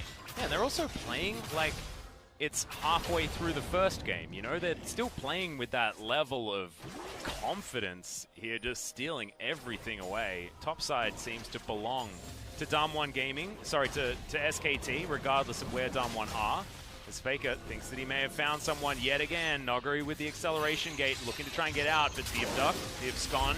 Clid throws out the prison. He's going to land it there onto Noguri, but Faker taking so much damage as he dashes back forward. Doesn't quite get the damage out of the ultimate as the Kiana does pick up the chase with the last tick of the ignite, but it's a 1-for-1 as the Silas goes down, and now Faker in the enemy base is looking to try and get himself executed or out of there. Showmaker comes forward, wants to get an auto attack, wants to get something to deny the execution, but he can't. Too mobile is the Kiana, and that was actually cutely played by Showmaker, and also, yeah, like you say, gets the XP. He does get the experience, and now meanwhile, down in bottom, Teddy pretty far up, but Sir Thomas making his way down. Yeah, you see how much Beryl respected Sir Thomas. It's a Look rival. Look at the waddle. An absolute savant. He is. Utterly. Yeah. wanders into the grass. So handsome. He is. Majestic, really. You know? He does have that that look That of aura, poise. right? Yeah. His presence speaks volumes without him having to utter a word. Yep. You know? Sometimes, attractiveness comes from how you carry yourself, and I think that is exactly what Tom Beauty Kench is about. in the eye of the beholder, or in the belly. Unless it's Tom Kench, in which case, beauty is objectively what he has. It's Faker and Clid back into the mid lane, and okay, Showmaker, he's going to walk up a little bit too far there as Clid is going to root him down. Actually, no, going to be rooted there as Canyon turns up, but doesn't really have too much of an opportunity. The Realm Walk to come in, and that's going to get the flash out from Canyon. The flash forward from Faker is going to secure it, waits for his buttons to come back, presses F, and that is going to be that. Beryl now wandering the bottom side jungle, but SKT, they own the top side like they were given two sides of the map at the beginning of this game. Oh, Khan. Still actually trading relatively well here, not allowing himself to get bullied by Noguri. He's out of potion charges though. Noguri's still sitting on one. Well, Faker with those mobility boots. Now, this is what I was mentioning early on with them. It's going to really matter how the side lanes can set up for him, because otherwise all that he's going to end up doing with the early buy is trying to look to secure constant vision around River. As we take a look at the replay, they come in here onto Showmaker, but the Karma sustain, the shields, as well as the W healing. A little bit too much. But then Faker goes over the wall. Yep, EQ'd to death. Very, very swiftly. SKT grouping around Shelly for the moment. Noguri, acceleration gate there. My God, how did that even happen? As Khan is going to pick up the kill, but all of SKT playing that pick off so well. Oh, no. Wow. Sometimes the bouncy castle isn't the right place to be. I'm so sorry. Are we okay? No. Neither is he. No. No, not at all. Oh, man.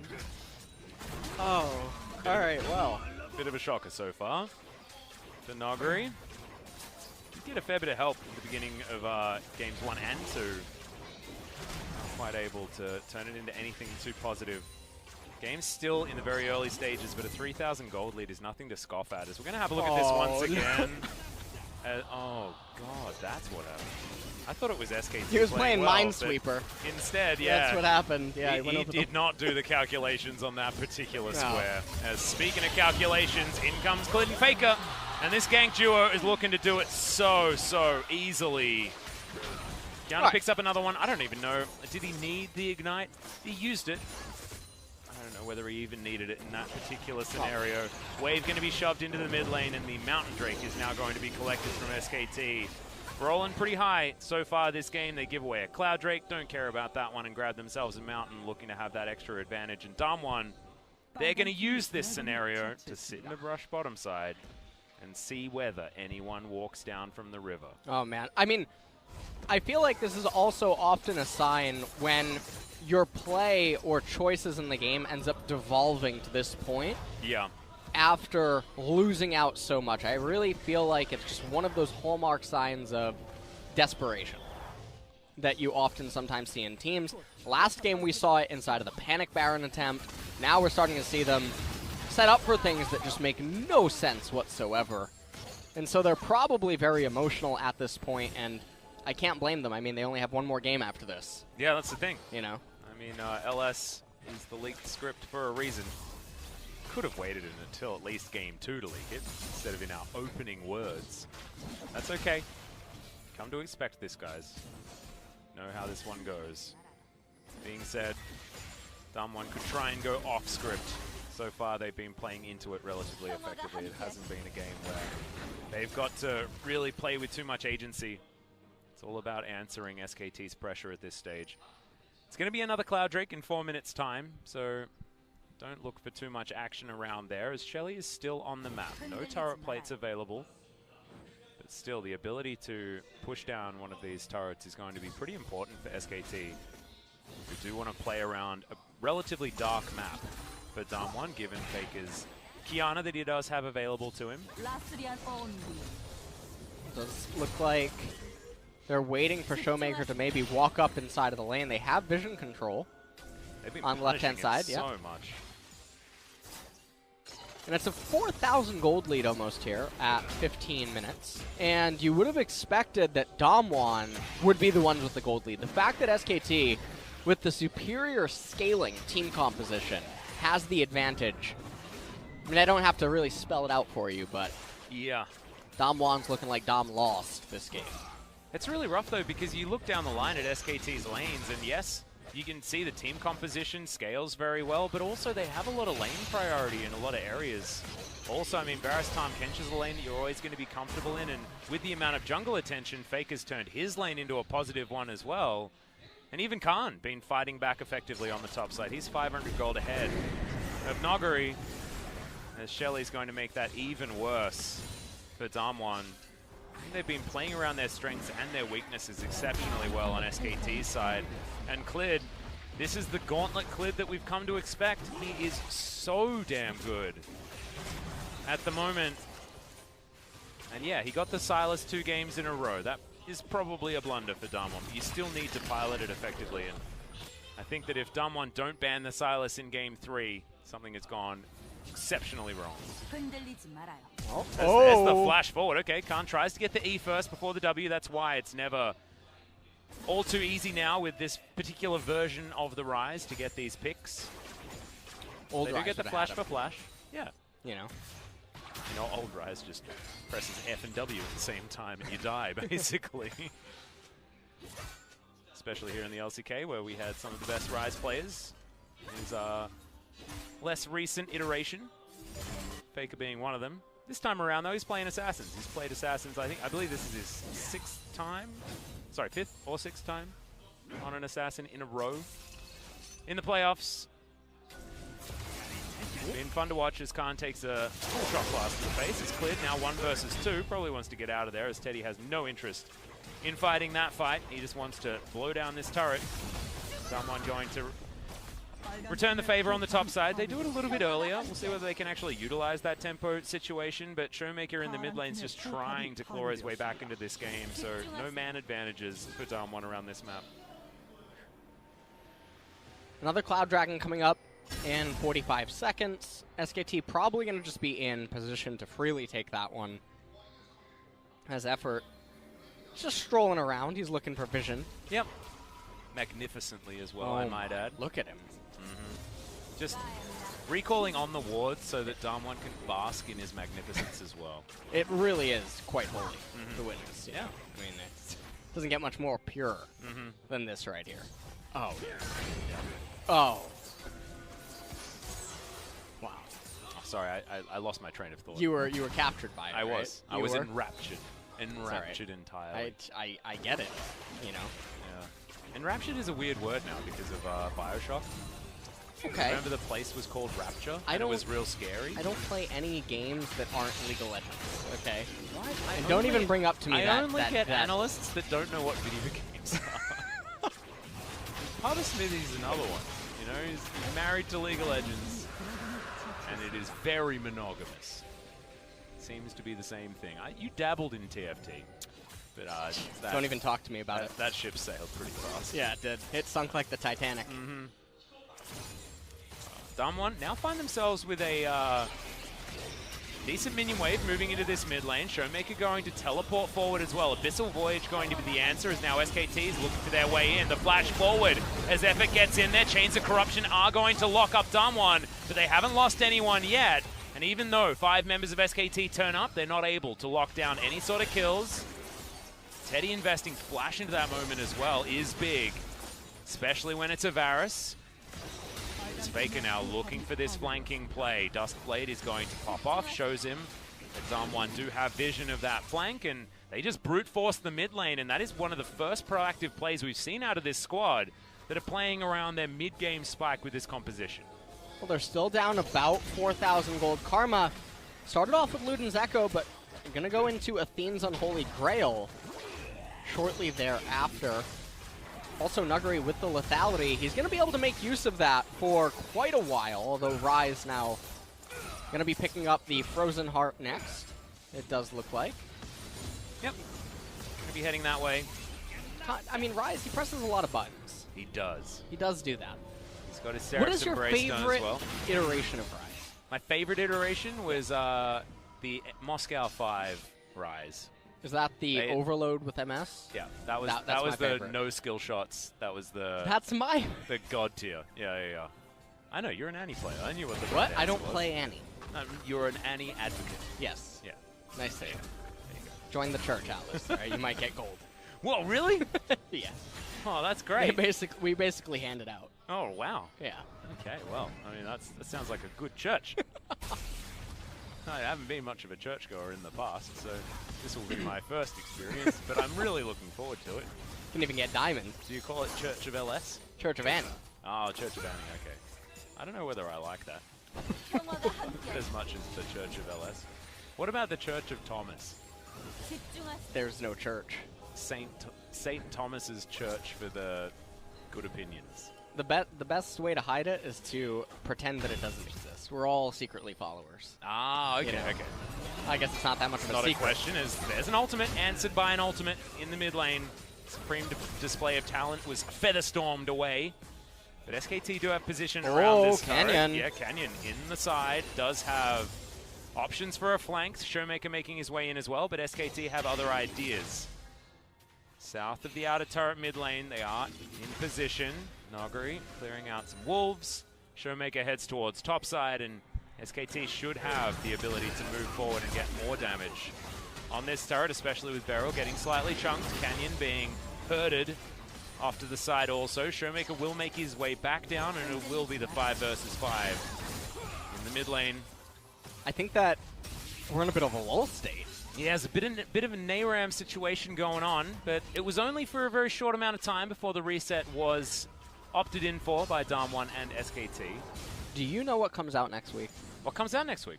It Chapter 2. Oh my goodness! I really need to. We're going. Yeah, we're You're definitely not going, dodging and me this time. I need to watch the first You need to remake work. as Yes, well. you do. Looking forward to it. I've been watching The Boys. I don't know what that is. It sounds like a Twitch chat meme. Yeah, The I don't know, Boys. basically. What? It's a good show though. You know, it's about superheroes and stuff. You like that? I do. Yeah, it's like the opposite side of the Avengers story, I guess. Oh, man. About Okay. like corporate corruption and things like that. It's actually really cool. Okay. I like it. Don't want to give too much away, but I You don't want to leak the script? no, that's your job. That's your job. So you got to watch it and then leak it. But I sort of liked it and then didn't like it and then liked it again, as Clid is going to hijack an ultimate, throw it out, not find a target, and then move on back. Everything going to be okay on either side, but Clid not going to have that R button available for quite some time. Faker does have his back again, though, as Abyssal Voyage gets F at a very short distance. Realm Walk going to mean that the Rise can get in here as well. Supreme Display of Talent is going to lock down one. Teddy secures it with a hail of arrows. And now Khan on the front line looking for more. Beryl puts up the door, keeps himself alive, but he couldn't save his top laner.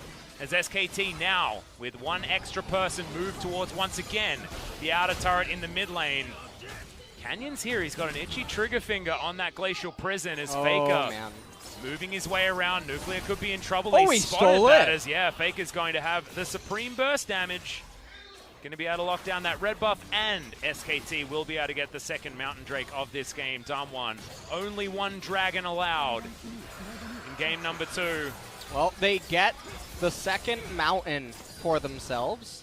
And this means that Baron is so scary Oh, yeah. right now for DAMWON Gaming, who seem all too intent on playing the Nayram strategy here, as they have been neglecting their side lanes for a while. But now a ping goes down onto bottom by Naguri, who's continuing on into the lethality tree. He's probably looking for 1v1s more than anything else, probably trying to find that Rise. We Yeah. have a look at this fight once again, and a that's nice a flash ult. R button from Yeah. Faker. There was basically no way out of this, and you have to ask yourself, why is DAMWON in a position like this when Dragon was coming up so soon and their side lanes looked the way that it did? Because there's no universe that they ever get that mid-tier 2 turret. Yeah, I mean, why are they sieging an inner turret with an outer turret left on the map, right? They could have been using Noguri to split, and they've been protecting this turret so effectively so far in this game, because their wave clear is huge. I mean, they do have the Karma, the Jace, lots of different options here this time around. It's not the same as their comp from game number 1, which was going to struggle so much in the wave clear department. If DAMWON wants to, they can play 4-1 pretty comfortably with what they have. 1-3-1 also could be a thing, but the Karma has struggled to stay alive in a lot of situations this game.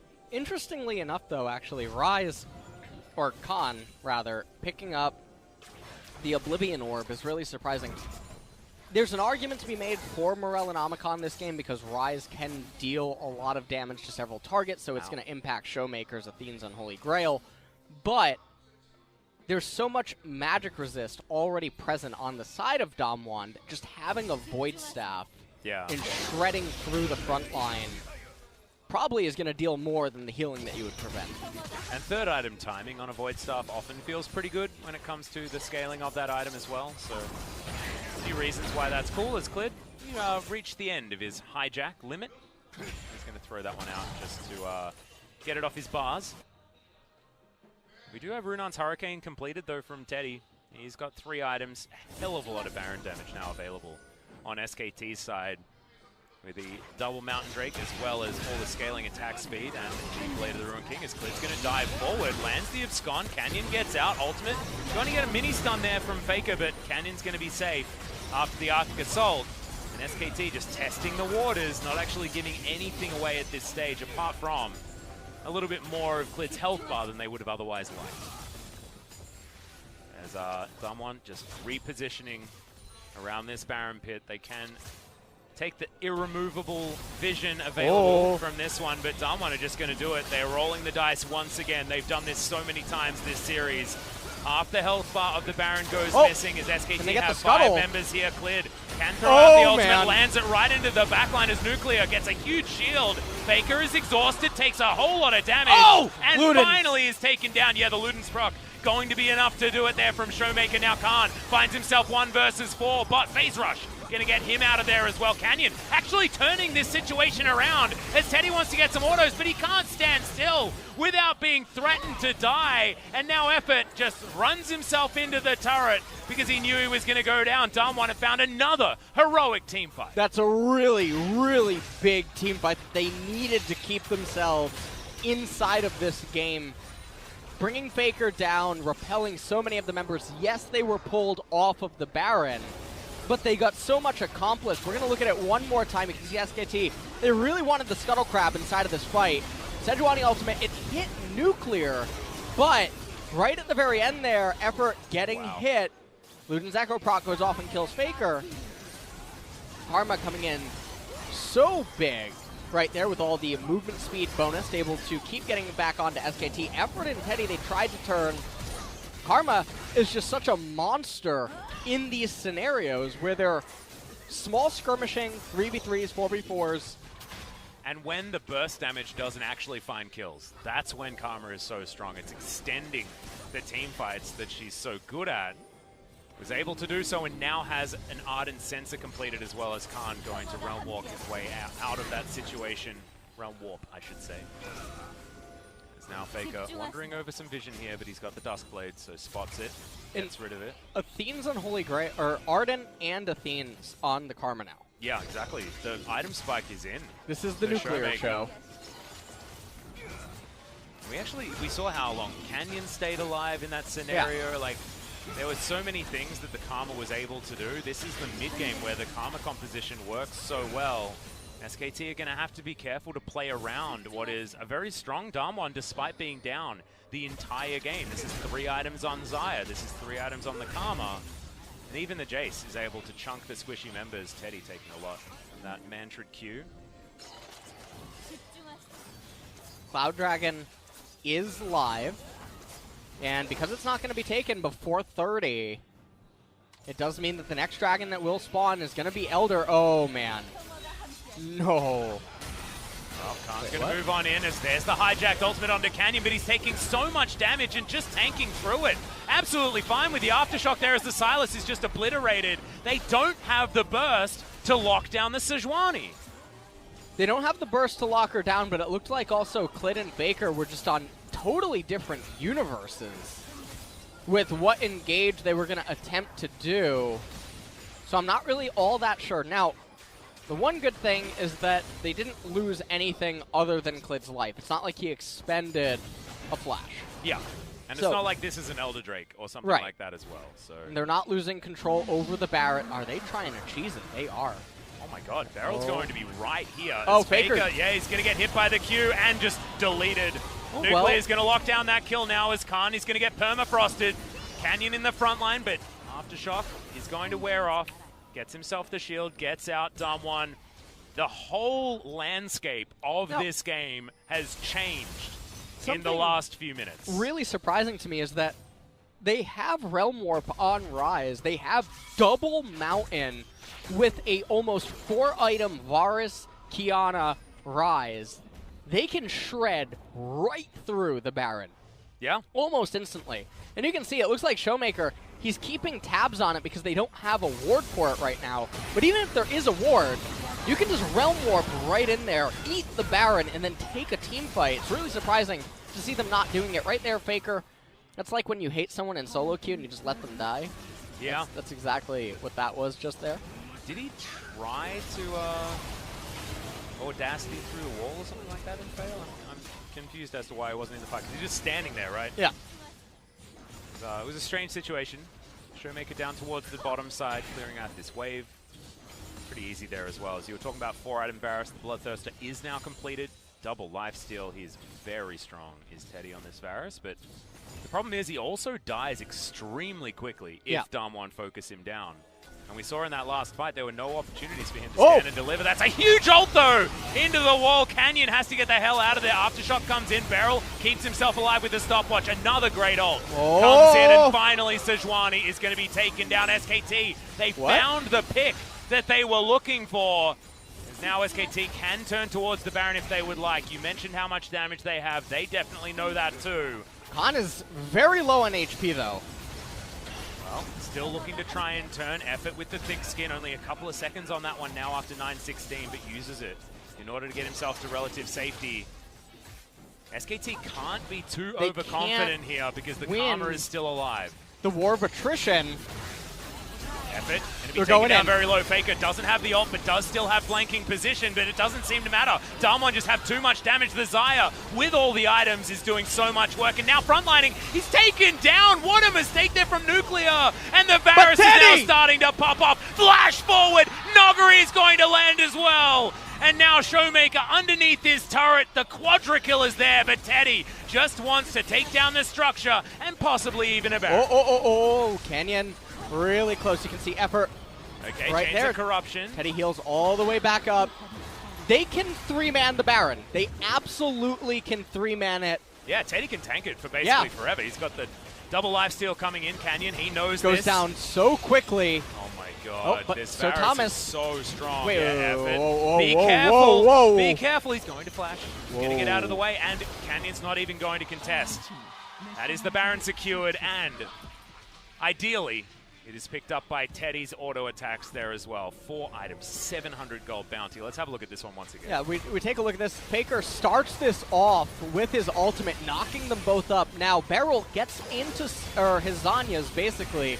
As Khan comes over, they end up chain lashing Canyon to his death right there, telling the Poro that he is not acceptable. Now, the Rise ultimate was really strange. I thought that they were going to Rise ult immediately into the Baron and eat the Baron. This fight was taken because they can't win the War of Attrition, but they didn't respect the exhaust. Faker got exhausted right away. It actually looked like DAMWON were just going to take it down, but then Clid, getting that knock-up right there, gave Teddy the opening that he needed to just plow through. Yeah, and Teddy took it with open arms there as well. 5-0-1 now is this Varus. Still has about a 50 CS advantage, and now a BF sword in his back pocket as well. I hope that that's an Infinity Edge. You're going to do this much damage in a team fight, Teddy. May as well augment it even further, in my opinion. Close to Showmaker picking himself up is Rabbidan's death cap, though. There are opportunities where DAMWON are able to fight back, but Nuclear cannot be stepping too far forward like that. This is a composition that thrives in having teamfight positioning that can slowly move through their opponents. SKT is the team that wants to be bursting someone out, but DAMWON wants to be going for a slow and steady fight, switching aggro a lot. They can't have a Xayah in the front line, even if she does have so many shields available, because SKT will be able to burst her. And the scary thing about this upcoming team fight is that DAMWON, they're down a lot in gold. And normally, I'm someone that advocates that, well, gold scores can be misleading. Here, it's really not that misleading. If Nuclear can stay alive, that's one thing, because obviously DAMWON, they went out on war of attrition. The problem is that SKT's items now, at this point in the game, the base scaling on all the champions, it is going to be so hard for DAMWON to, if they make one error, SKT can just plow right through. Well, Faker's going to dive over the wall, looking for the ultimate timing here. Elder Drake down to half health as Clid's over to the side, finds himself the prison, lands it onto Canyon. Not the target they're looking for, but Beryl is chunked almost completely out of this fight. Not going to find too much as we're trading blows on every side. We're looking for Faker desperately on the DAMWON side. They see him turn up. Oh, Seraph's misused. Yeah, not going to happen. War of attrition still in full effect. Teddy. Oh, man! Yeah, taking down the half health, but Clid's going to get another smite in these playoffs, and Canyon has to get the hell out of there. DAMWON still looking for a teamfight. His effort going down very low. Realm Warp going to be opted into by only Teddy, who gets himself off to the side as now Clid, being the hero, soaks up all the aggro, and SKT, they get the Baron, they get the Elder Drake, and they get out. It does look like they're all just going to recall right now. Now, there's only 20 seconds remaining on the Baron, but the Elder... that's the really scary item, because now they can just attack move almost through DAMWON, who before, you can see in moments like this, it gets very scary because the Karma is offering so much healing. But as soon as they got the Elder, Clid won the smite. They pulled the trigger to try to go in. DAMWON, they try to retreat, and then eventually repel SKT back, and then at that point, becomes a full-on retreat where SKT are just trying to keep their members alive. So you can get a recall off, perhaps complete items, get elixirs.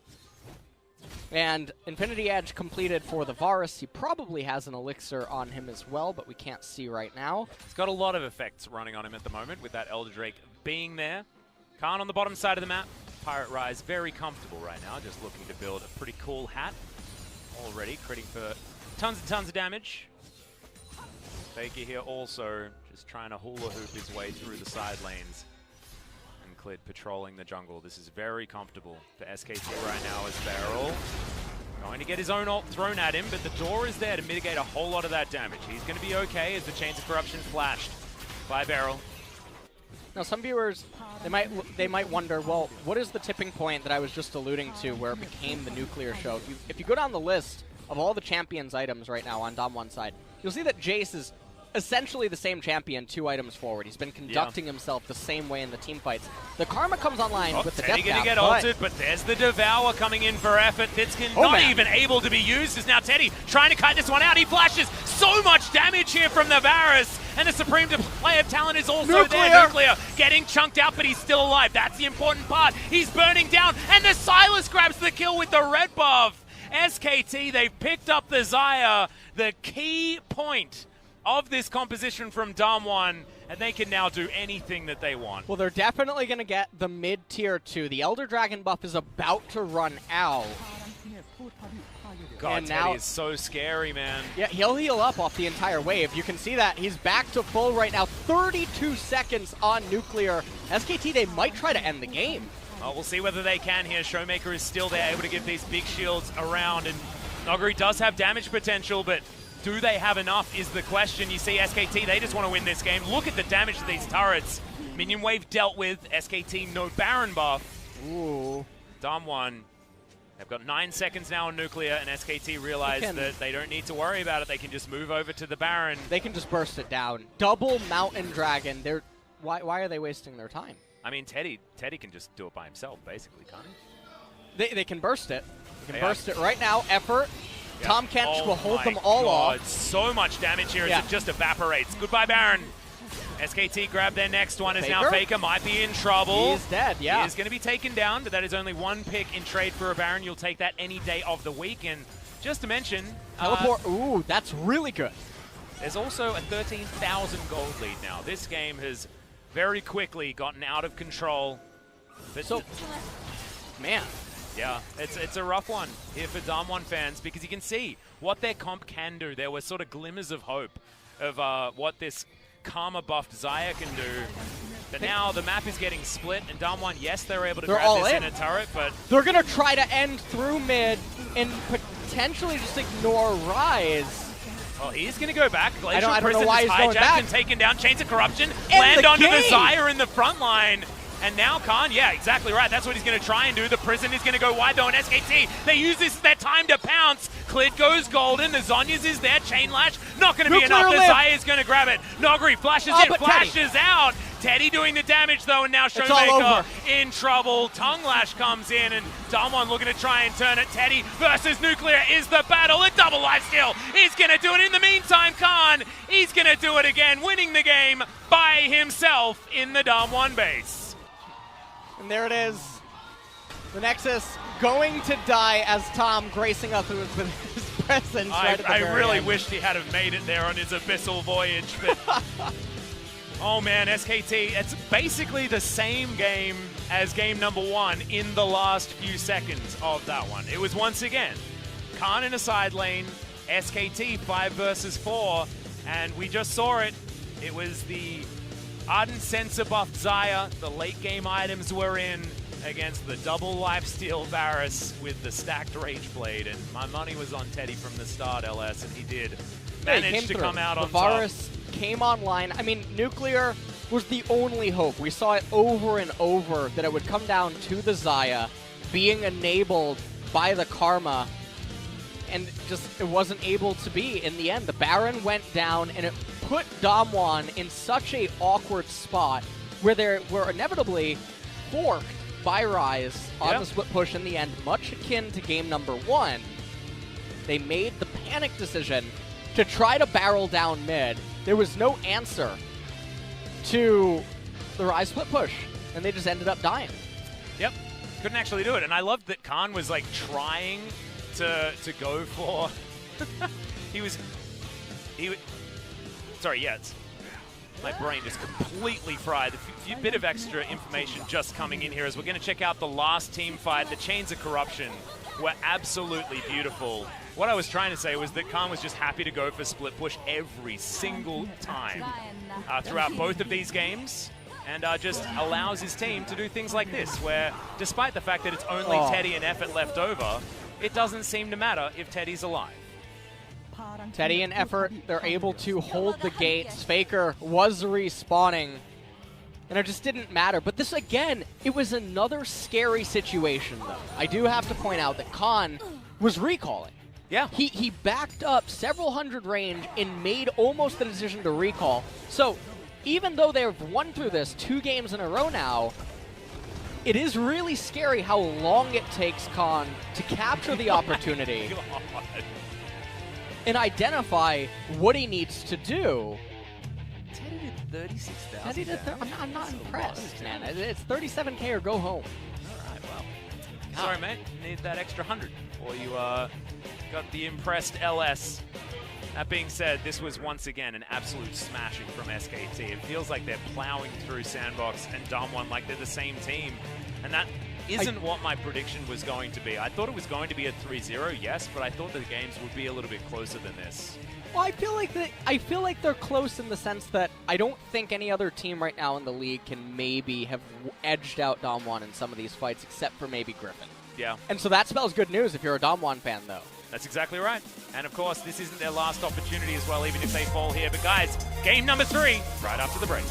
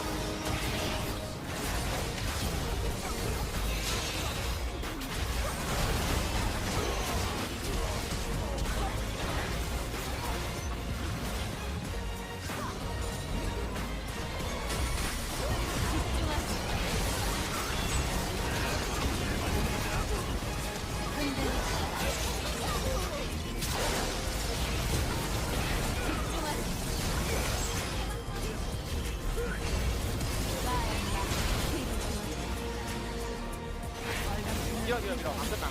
끝나겠다. 이거 와줘. 괜찮으면. 오케이. 와줘야 되지. 맞아. 빨리 이끌 와줘. 이제 와줘. 안전하게 하자. 보면서 와줘.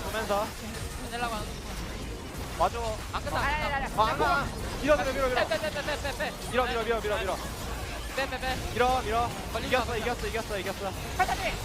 이겼어. 밀어. 이거 잘 봐야 돼. 야, 우릴 수 있다. 밀어. 가야 피 300. 야, 나 3초 이거. 가야 피 300이야. 야, 본. 안 잡아야 돼. 끝났어. 안 잡아도 된다. 안 잡아도 돼. 시간 봐봐. 야, 끝나겠다. 나이스. 이바지로. 나이스. 야, 끝내지 봐봐. 아이 무슨 소리야. 끝내야지. 끝내지 봐봐. 무슨 소리야. 끝내야지. 맞아. 이거지. 한 판 남았다. 이거지. SKT 데뷔. 뭐 박진영. 박진영밖에 없었다. 아 미안하다.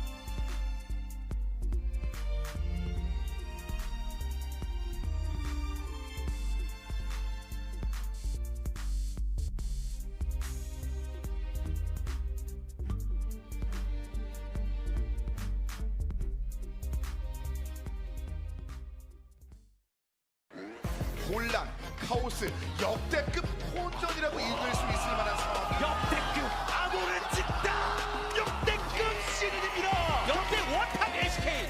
이런 적이 있었나요? 혼전 약사. 1위가 맨날 바뀌어요. 맨날. 아 정말 역대급 SK예요. 맨날 봐봐. 역대급 결승전을 시작하겠습니다.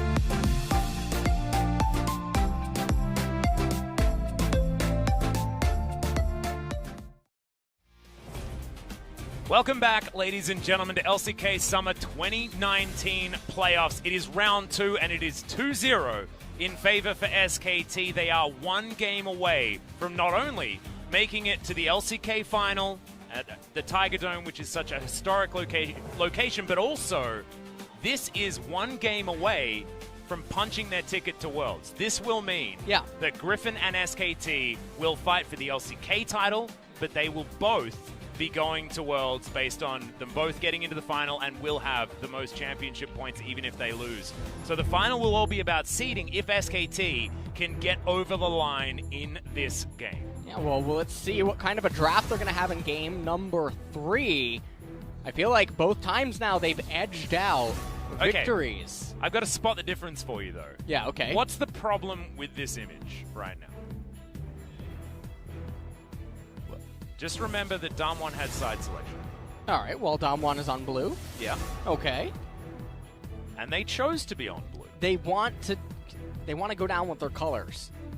God. You see what's going on here? Mm-hmm. Well, they wanted SKT to have their colors? They saw the new poster for Rise of the Skywalker, and they think that if they're on blue side, they can rise up from the 0-2 deficit. Yeah, they didn't catch the memo. All right, cool.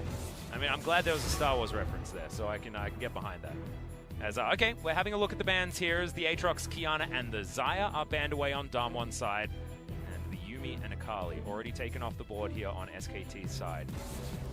Vladimir banned again, and DAMWON, are they going to finally pick away the Sylas is the question, and the answer is yes. So already a decent change to how this draft has gone, despite side selection being slightly off.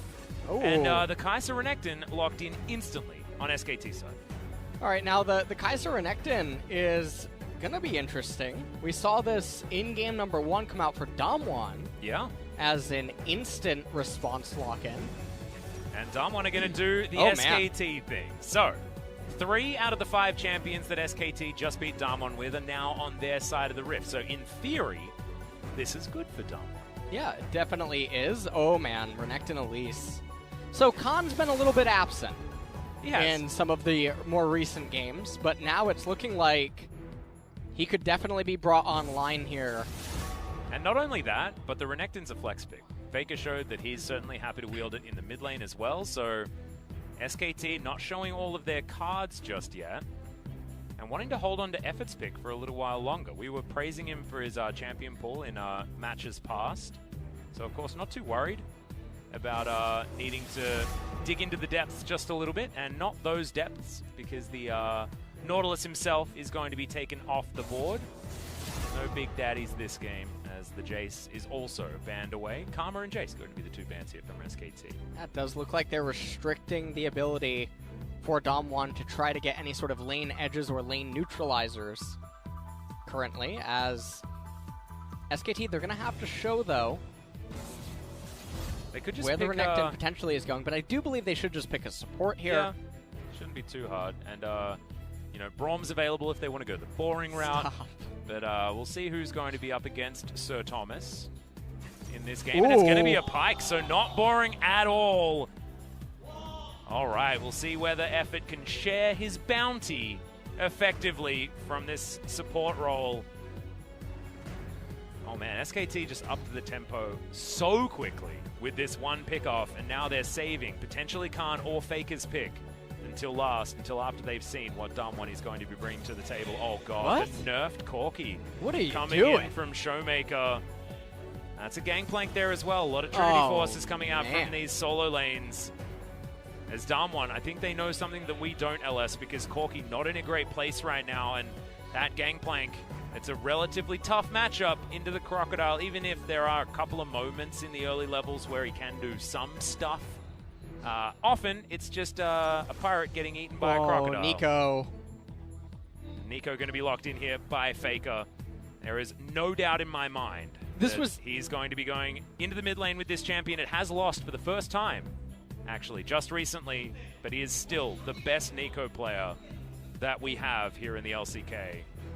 Europe, going to Europe is SKT. That was what the sign was referring to as. I mean, this team composition is really brutal. I don't know what DAMWON was thinking when they just final picked the Gangplank and the Corki. Now, the GP, obviously, with his W, able to remove the Elise Cocoon, but the problem is that Renekton's right there to chain it into another CC. So, even though it allows for some outplay potential, Renekton Elise can have a field day, potentially, up in top lane. And it really just looks like DAMWON's sort of accepted defeat. They chose really late game scalers, but they give up all sort of lane control. It's a really scary situation. Nico picked into the Corki there as well. It's not going to be an advantage for Showmaker there in the mid lane. Faker should still be able to be just fine, get to his item spikes exactly how he wants to, and control this map with the Glacial Augment, as well as his fantastic use of the passive of the Nico. At least Renekton needs no introduction, and they can even play through bottom side on SKT's side. I mean, you can bone skewer into a cocoon very effectively, misplace your opponents, and lock down kills. SKT poised to punch their ticket to Worlds and to the LCK final. Let's see if they can in Game 3.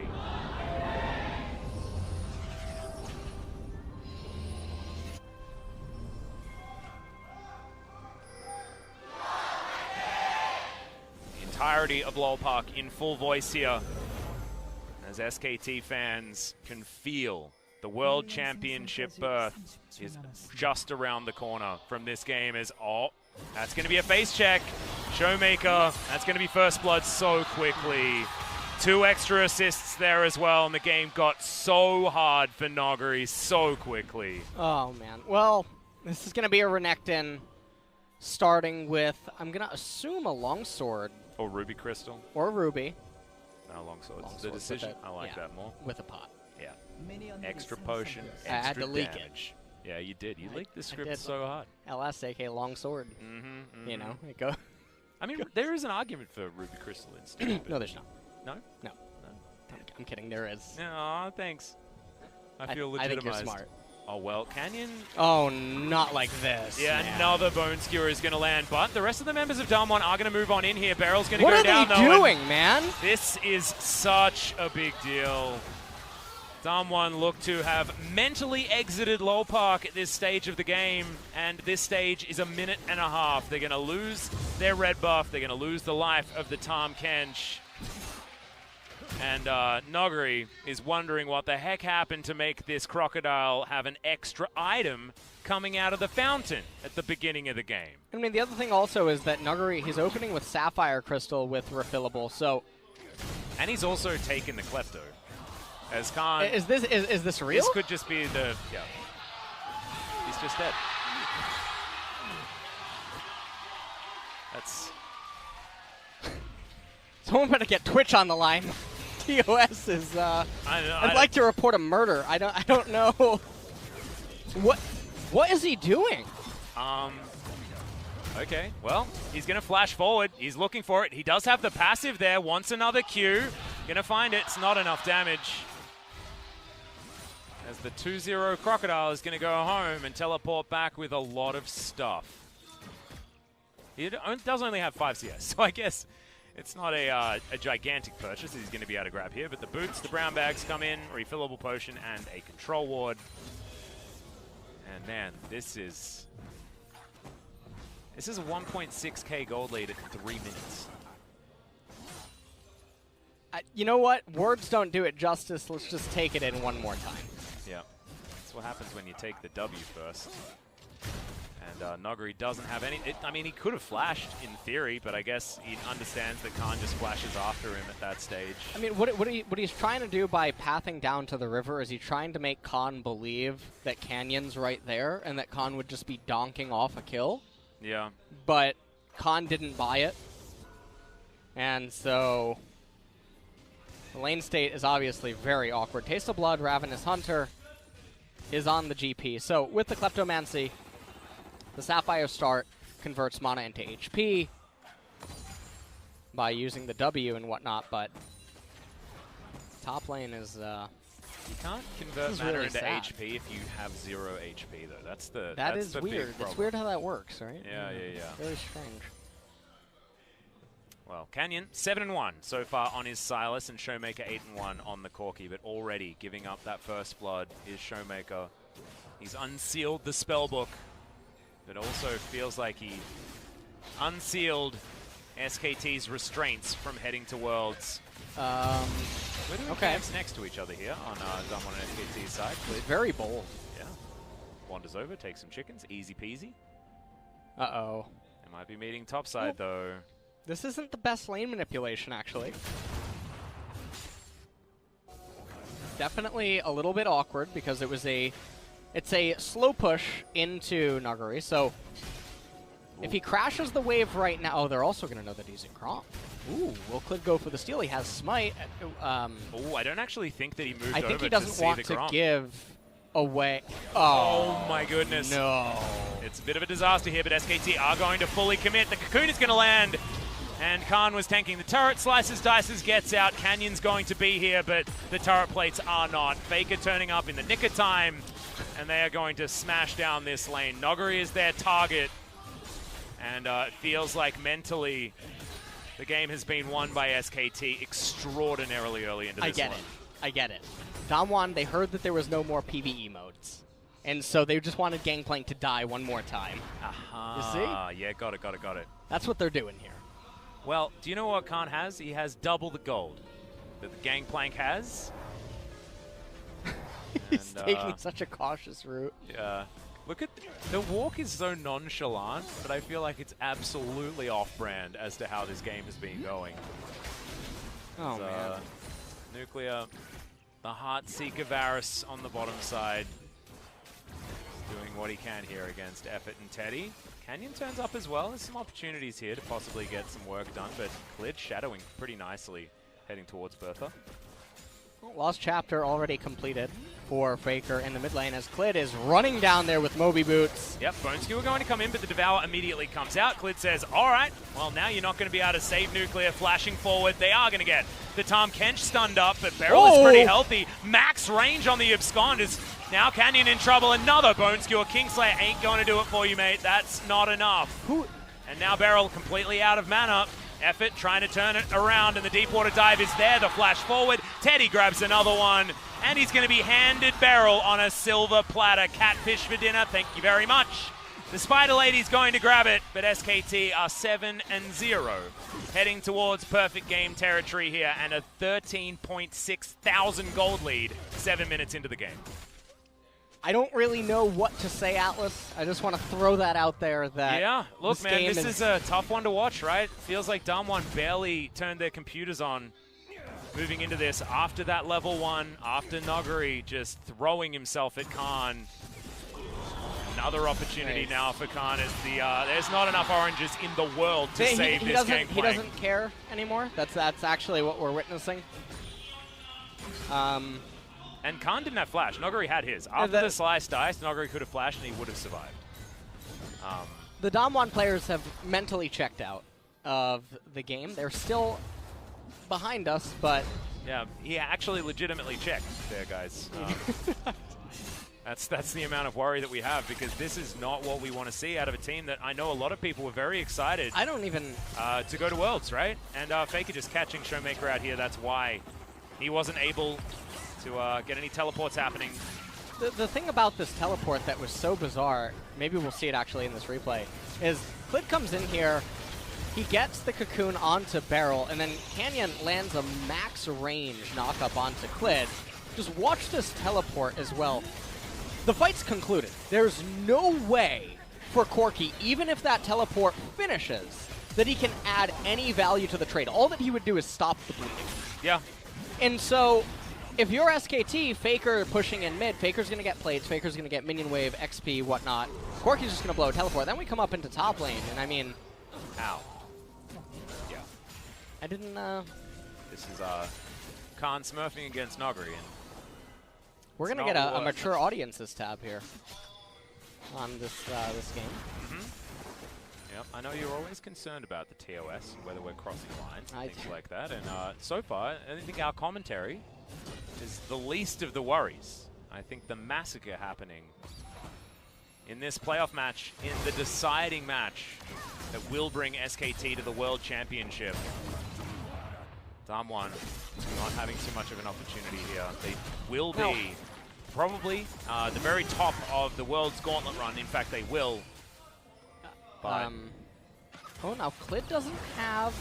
Okay, he's just going to hop on over, make a visit over to Showmaker as Pop Blossom comes in, lands onto 3. Killer Instinct right into the backline as Khan's turned up as well. Canyon hijacked one, but he couldn't get in there. Effort diving on forward, gets himself the stun. And we're delivering gold to everyone on SKT's side. Effort 2-0-6 now on the Pike. Not a perfect game. DAMWON were able to get one back onto Clid. But that's the only thing that they can be happy about. It is a 6,000 gold lead. Well, 5.5. That's basically 6. And SKT get themselves an Infernal Drake. Quick shot, finally happy about it. 16. 16 AD for Kaisa. Damn.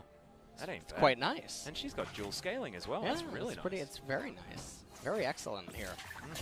As, I mean, coming back into the live game, another Infernal is spawning. So we finally the quick stats are coming into fruition. If one wasn't enough to really spice things up, I mean, take a look at this. Pop Blossom comes in, catches everyone. Teddy comes in with the Kaisa ultimate. Death from below. Effort able to help his teammates clean up that catfish right there. Yeah, wasn't able to get the second reset, but I think beggars can't be choosers in that particular point in time. Things going pretty well here for SKT.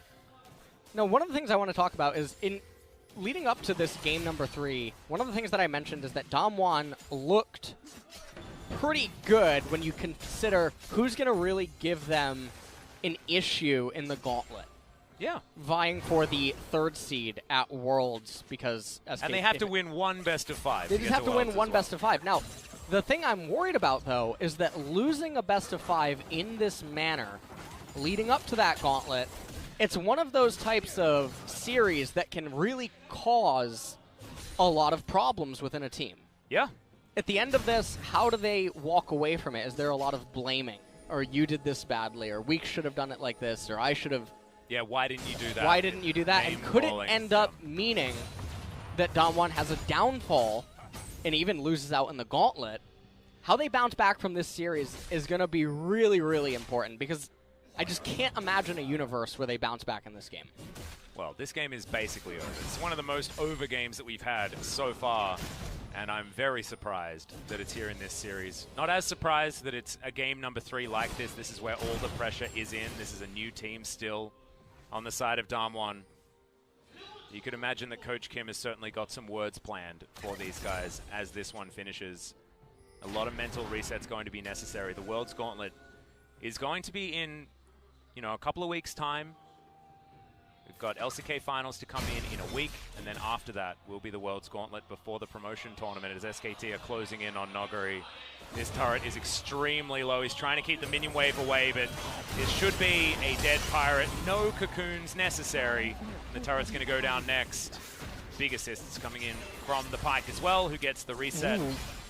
And now we're pushing even further forward. 12-1 in kills, 7,000 gold, the lead, and 12.5 minutes on the clock. Will we potentially have the fastest game in LCK history? Well, that would be certainly pretty good for SKT, because what the time to beat is their own.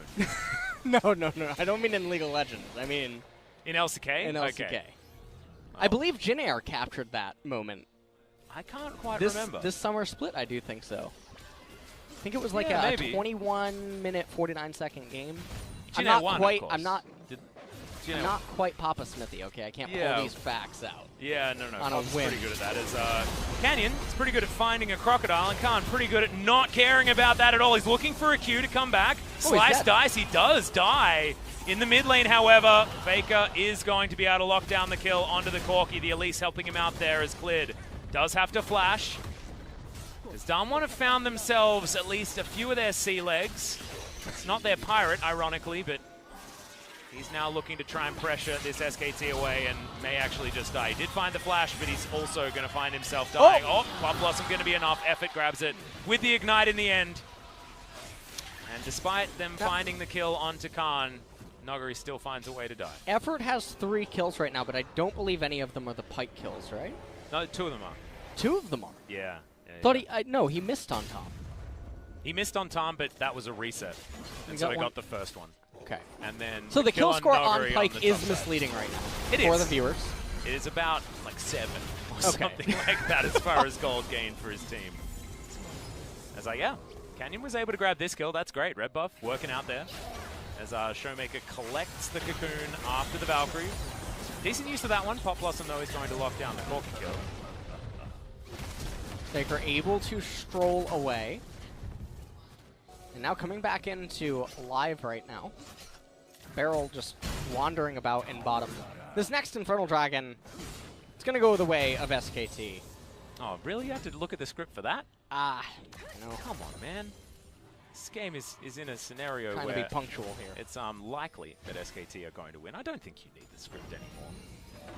You read out the outcome of this series very quickly, and it looks like you've leaked it to DAMWON because they've stopped being able to do too much to stop the outcome that we did allude towards at the beginning of this series. SKT had so much momentum, and despite DAMWON looking so good against SKT over this year, the entirety of 2019, it has been 9-5 in favor of DAMWON starting off.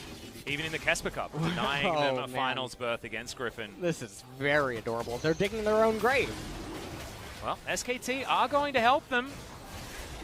Down to about half health here as top laners are teleporting in. We'll see who's going to actually be able to make this one work, though. Dominus immediately popped as Khan dives into the back line. Good Devour comes in. I believe that denied the death from below, but Nuclear should still be dying here. He flashes, keeps himself alive for the moment as finally Faker locks down the first kill. It's 1-for-1, though, as the Elise is going to fall off the back end. Double kill as Faker completes that. And now Khan, he's able to just wander around. Looks like Catfish has been on the menu all day. And SKT will move over and grab themselves an Infernal Drake. Jungler or no jungler. They're going to pick up this Drake. They're also going to get the Skull Crab. That's a nice little victory right there as Faker taps both. Yep. 4-0-4, Faker not found. Showmaker over to the side, looking try and get a steal with a rocket or something like that, but a stray rocket not going to be enough to Renekton stop just the got onslaught. 1480 off the second one. Ooh, not bad. There you go. Kai'Sa doing better, though, in the first one. So Yeah. Just have a look at this fight once again. As Khan actually, he goes in right into the backline, and Clit and Effort actually take massive amounts of damage. Teddy is separated from the fight almost entirely, as he's busy fighting Sir Thomas on the right-hand side. Effort helping Faker. Effort's Pike has looked so Yeah, it's good very this clean. game. It is extremely, extremely clean. I feel like DAMWON's mistakes have sort of overshadowed some of the great plays that SKT have been able to make this game, which is a bit unfortunate. Sometimes you have to talk about the main issue. With how these things are going, we have to remember that this is a very young team, etc., etc., but... Smiling. He looks like he was laughing right there on his player cam. Maybe he's not actually in that bad of spirits. Well, sometimes all you can do. We laugh to keep from crying, you know, things like that. Good Know snare about landing that. onto Nuclear. Oh. It's Faker. Takes a couple of turret shots. Shoots him corrupting with pot. a super soaker, though. Ooh. Blight. Yeah, Blighted Quiver. Stacked up onto Faker is going to mean that piercing arrow does do a fair bit of damage there. And SKT now should be freely able to knock down this outer turret in the mid lane. Demolish Brock is certainly going to secure it, as now Canyon lying in wait. Effort going to be spotted. Scrying Ward working out there, but DAMWON moving through their own jungle, trying to clear out vision. Canyon going to get bone skewered, and the red buff is going to go down. Faker, in the meantime, just going to be destroying the bottom outer turret. Free extra 300 gold, and we're very close to a 10,000 gold lead before 20 minutes has elapsed. So SKT not going to be winning before that 16-minute mark that we'd prefer not to think about. However, this is still a game that's going to be quite difficult for the SK Telecom roster to not close out. Now, 2 items already done for Faker as well. He is huge this game. You want to hear about a game that it would be nice to freeze? It would be this one. Oh, yeah. For SKT. Just because make DAMWON have to come to you. Make DAMWON have to come to you, demand that they break it, because there's still 2.5 minutes until the next neutral objective comes up. And DAMWON are not in a position to overextend on the map or try to invest any resources into vision. Yep. A reminder, this does secure the World's Gauntlet. We know exactly who's going to be playing. If SKT are able to win this game, it means World's Gauntlet will be a Freaka taking on Kingzone with side selection. And then the winner of that will play Sandbox, and the winner of that will play DAMWON as the 1v1 on the bottom side. Faker not actually finding it too well, but the Pop Blossom's going to turn it all around. He found all of his buttons, and the Pirate is no more. I tried to word that like there was a chance for Noggery there, just to keep the excitement up. Some of these fights they are looking a little bit closer than one might expect, given all the advantages on the side of SKT. Chain Lash there from Canyon, fair bit of damage onto Effort, but he's going to go underwater in the middle of the lane and get that health back. Passive pretty strong here for the Pike as Canyon moving on over. So much deep vision here for SKT. DAMWON just can't enter their own jungle. Canyon, this is not the Silas game that we wanted. There's our Shape Splitter going to get Faker in here. That is not Kai'Sa. That is in fact the Nico. This I inner couldn't turret's tell. going to go down. He's quite good at it. Yeah, I know. Well, he's actually the best at it. As far as utilizing the passive, I think Faker really set himself apart by his navigation of that particular use of the Nico.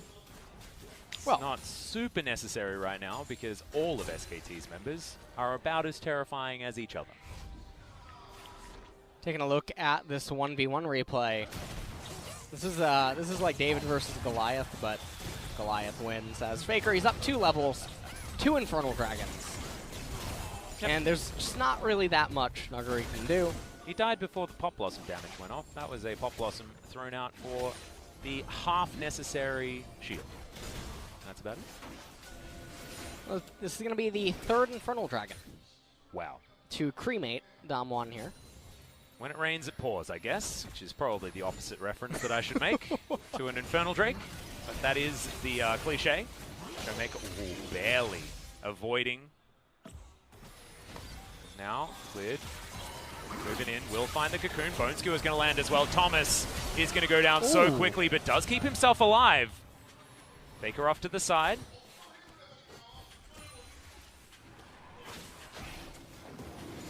Clid over to the Infernal Drake. Teddy going to help him out.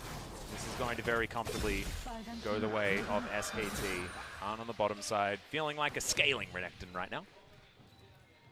6, 1, and 5, and has both of the items that he wants. He's a GA away from being optimal Renekton far earlier than he needed to be.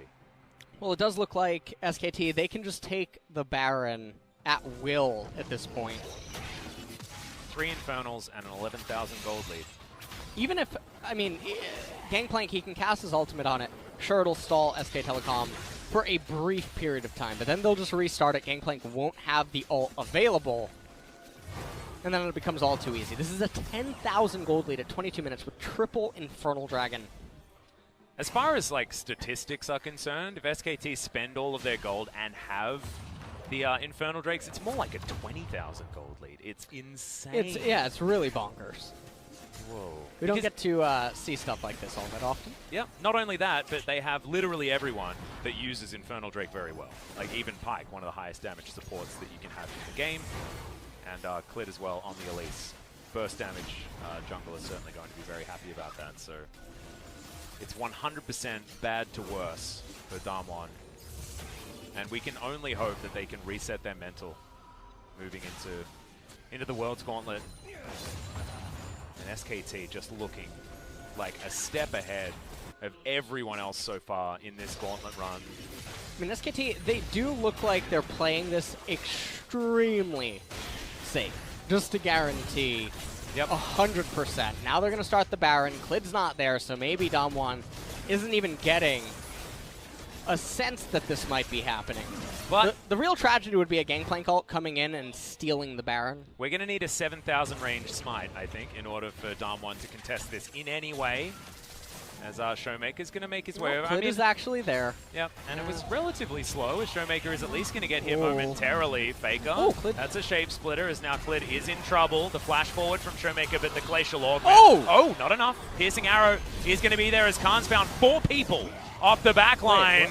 He's going to have to dice to get himself over the wall. He does so. Effort dashing to try and get out of the way. Canyon looks for the death from below. This could be a triple kill, but it's not. He gets snared, and he gets Blooming Bursted.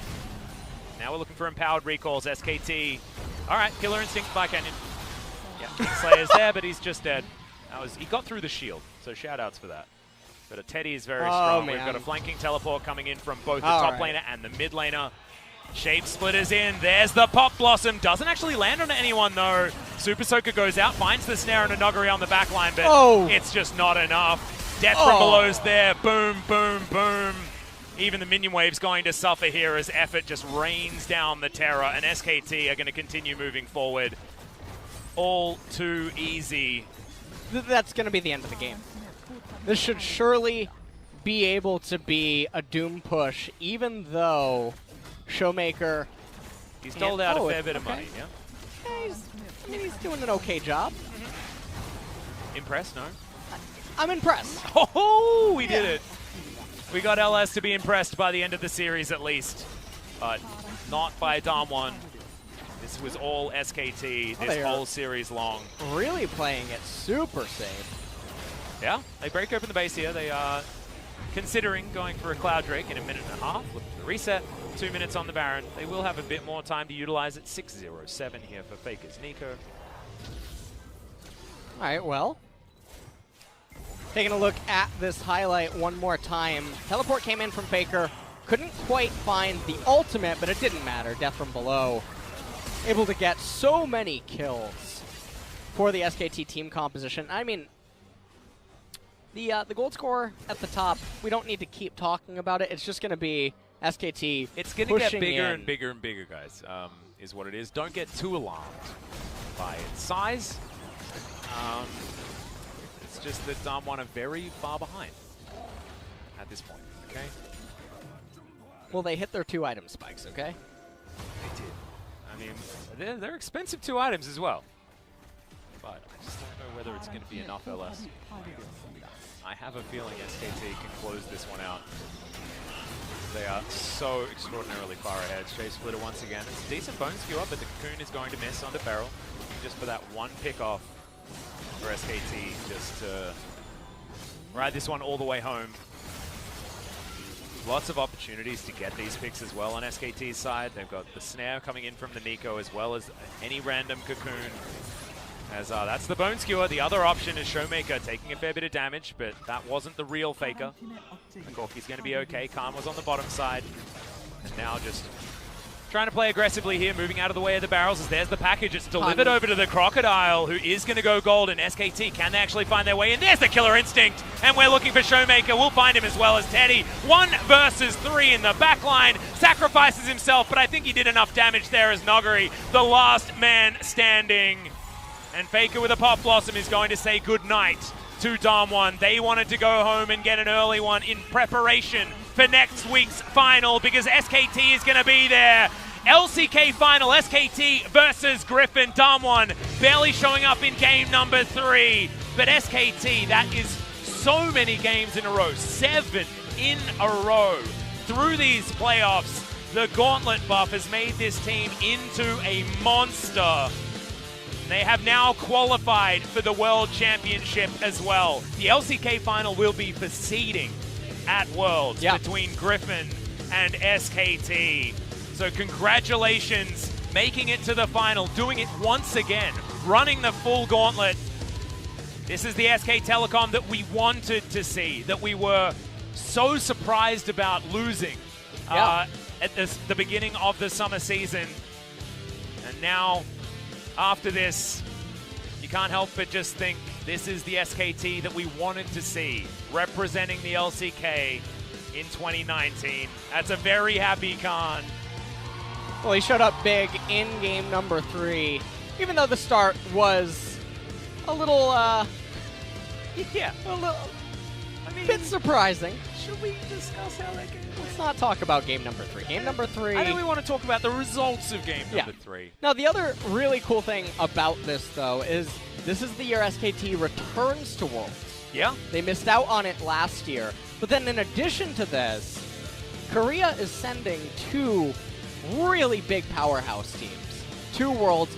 I don't feel like Korea has ever sent a massive lineup to Worlds in recent years, even the years that they've won it. Yeah. As strong as 2 of the teams are that are going to be sent for this year. And you're saying that with 2017 being Korea versus Korea in the final. Yeah. But still, I actually have to agree with you. I think that Griffin looking in like fantastic form. We are going to find out for sure at the final in a week's time.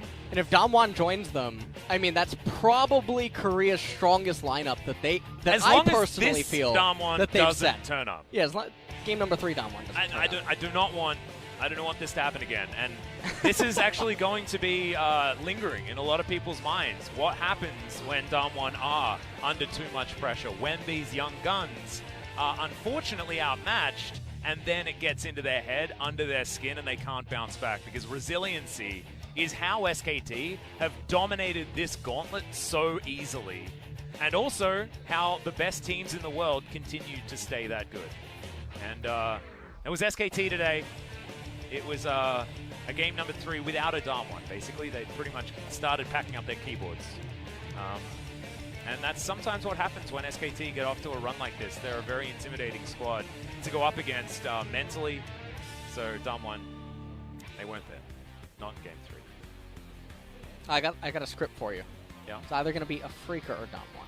Well, this is what I was thinking, right? Is that a Freaker is actually the team that's given SKT the biggest run for their money. Yeah. That actually was a bit of a coin flip towards the end of that first series. Afrika has been very up and down in summer. Yeah. But their roster is really, really scary. And when they're on, I mean, they can definitely show up. Could we have back-to-back gauntlets being run?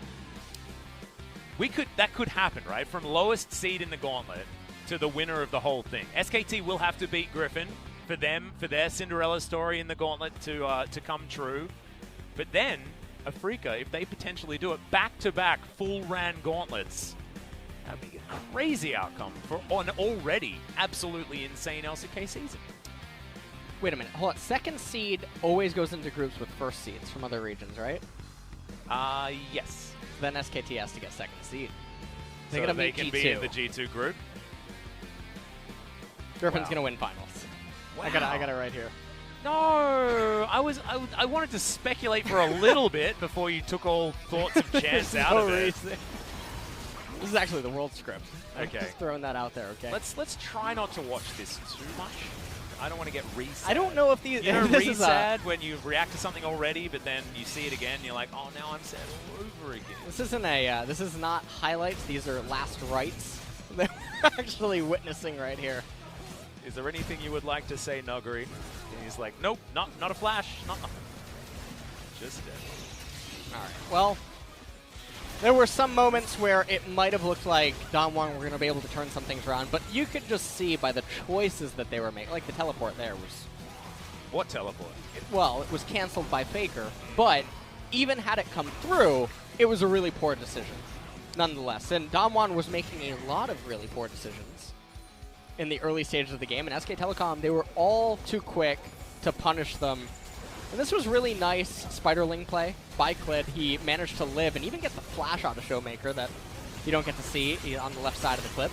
Yep. And that's going to be the resets coming in for Effort there as well, doling out a bit of extra cash to his team. I loved seeing the Pike out of Effort. He was fantastic on that pickup as well, alongside Bang. That was when they were playing the Morgana Pike on the bottom side of the map. Effort was our big Pike player. Before we realized we didn't really have a big Pike player after being piked in those games at MSI.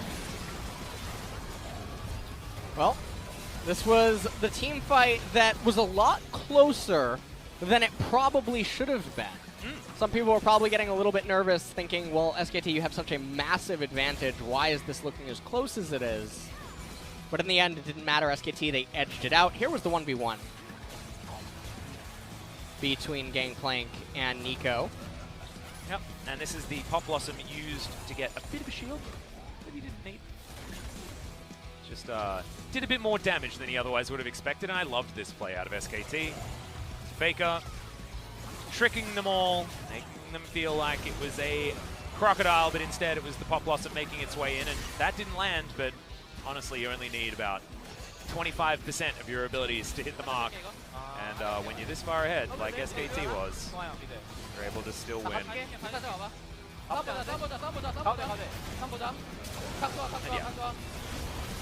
Pretty self-explanatory, a little bit sad for DAMWON fans, but certainly exactly the kind of run that you want it to be starting on if you're an SKT fan. And congratulations for making it to Worlds. They missed out on 2018. We missed out on the finals, the World Championship, when it was in Korea as well. SKT still frustrated about that, but now they will definitely be representing as either our first or our second seed, based on how the LCK final goes next weekend at the Tiger Dome.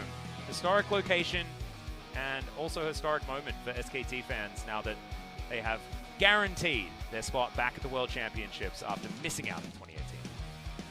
It's going to be an exciting final, hopefully, between Griffin and SKT. I'm expecting a lot more out of it than the match that they just played against DAMWON.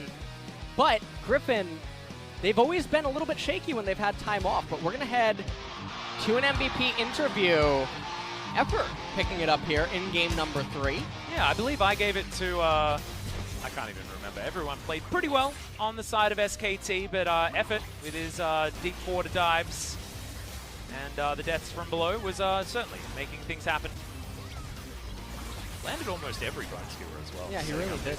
It was actually quite, he was putting on a clinic. That's He was. Dr. Pike. And this was the guy that was pretty out of it in the Afrika series, and now turning that all around to be our man of the match for the final one against DAMWON, heading into the final against Griffin as well. That is exactly what you want for a young player. Put in the effort. Thankfully, we are going to be moving towards the MVP interview with SKT. They're getting pretty used to these ones, LS, because it's been days after days, and it's always been SKT. So let's throw it over to Ji-sun for some translation. Thank you very much, guys. This is Ji-sun with the interview translation, and we'll be hearing from the whole SKT players and also the head coach, Goma. So, Goma, since you joined, how do you feel about this win today? With this victory, we made it to Worlds and also the finals. So it's a really valuable victory over here. I'm really happy. 경기 전에 인터뷰에서 In the 선수들이 pre-match interview, 스케줄상 고생이 진짜 많은 well, I 것 heard a lot 같다, of 이런 얘기도 the players were actually 하시기도 suffering from 했는데 this 오늘 tight 선수들 schedule. 경기 전에 특별히 해주신 So did you 얘기 give any 있을까요? special advice to the players? 네, 오늘 같은 경우에 그냥 For 너무 today, 편안해서 we were 그냥 feeling actually really comfortable. 승패 떠나서 Regardless 그냥 of the 감정 results, 그런 부분으로만 I just wanted the 커지지 players not to 않았으면 be 좋겠다 emotional 이런 생각을 했거든요. in 근데 game. 그렇게 게임도 되게 잘해주고 They really did pull it off really well, so I'm really thankful for my players for executing it in the games really well. 그리고 오늘은 에포트 선수와 먼저 And today, I wanna 나눠볼게요. 경기 start to talk with 어떠셨는지 effort. 들어볼게요. How was today's match overall? Are you satisfied? 오늘 일단 형들이 너무 Today, 잘해준 것 같아서 all the 저는 players 정말 were doing a 편안하게 great 게임한 job, 것 so I was 같아요. just doing my role comfortably. 네. 에포트 선수의 웃는 모습 아주 보기 좋습니다. Nice smile on you, 그리고 effort. 테디 선수, And 사실 Teddy. 담원과의 상대 전적이 So 좋지 Damwon, 않았기 you guys 때문에 were 오늘 very 준비 behind 철저히 in terms of 하셨을 match 때요. of 어떤 점만 history. 조심하면 What was 우리가 the 승리할 수 focal 있을 point 거라고 생각을 했는지 in terms of 들어볼게요. preparing today's match? 저희가 유리한 게임이 약간 역전 당한 게임이 너무 많았어요. There were a lot of games where Damwon was able to turn the game around, so we wanted to focus in the mid and late game. 네, 오늘 집중력 있는 모습 잘 보여주셨고요. 그리고 칸 선수 아무래도 칸. 가장 기대가 됐던 부분이 또 탑 The most 라인전이었잖아요. hyped matchup would be the top lane matchup with you and Nuguri. 오늘 너구리 선수와의 So 라인전 how was your 어떠셨는지 laning phase up 들어볼게요. against him? 일단 딱히 누가 Well, 잘한 것보다는 no one 그냥 was 서로가 like 자기 outstanding. 주어진 역할에 They, 최선을 both of us 다해서 was doing their role perfectly, and 네, we got 정말 고생 maybe we were able to get the 자, better 1세트 results. 페이커 선수가 MVP In game number one, 차지했죠. Faker picked up the 면모를 MVP. 경기 내내 보여줬습니다. And you were really 그중에서 controlling all over the map. 기세를 확실하게 SKT So we have this 쪽으로 highlight 가져왔던 where 장면을 SKT 준비해봤습니다. got the 화면을 game in their hands. So let's take a look at it. 자, 이때 라칸을 이제 끊어내고 So you guys already took that Rakan, but you guys once again camped in the brush. So who kind of planned that?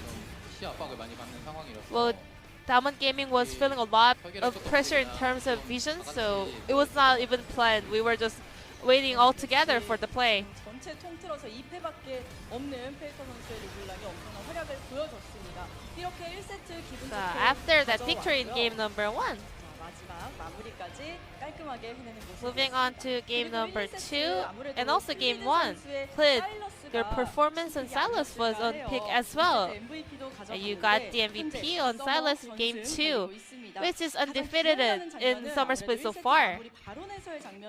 So we have this highlight near the Baron for game 1.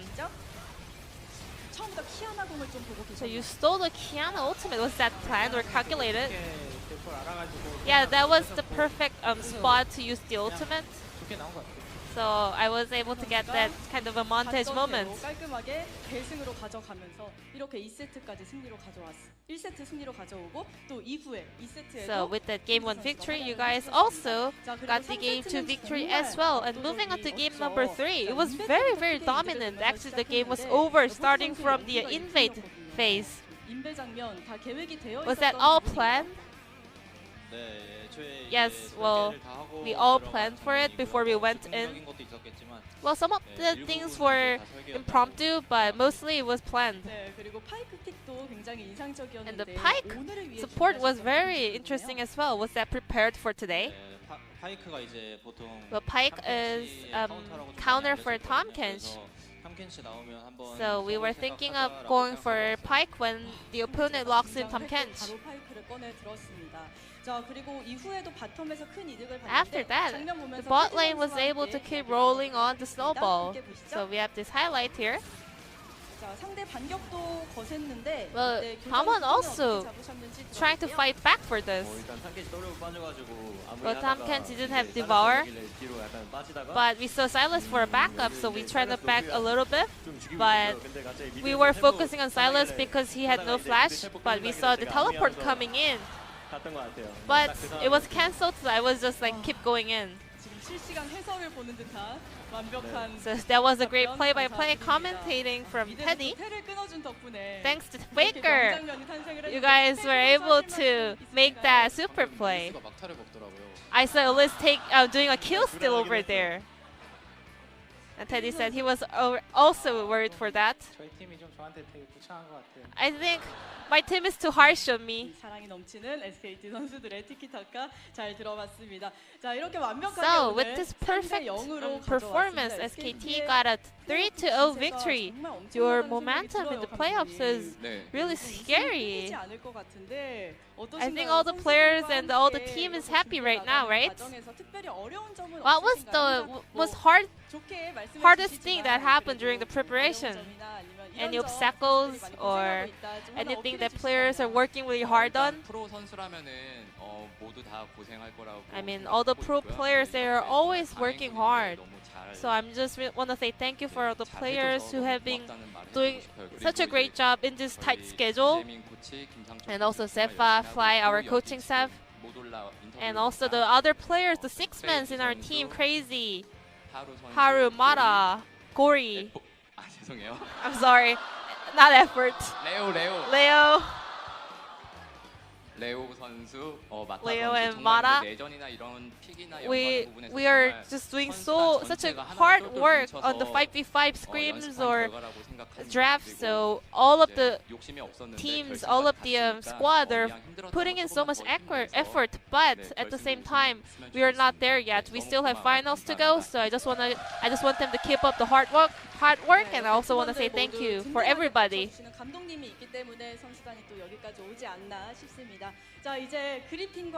So, the final up against Griffin is on the way.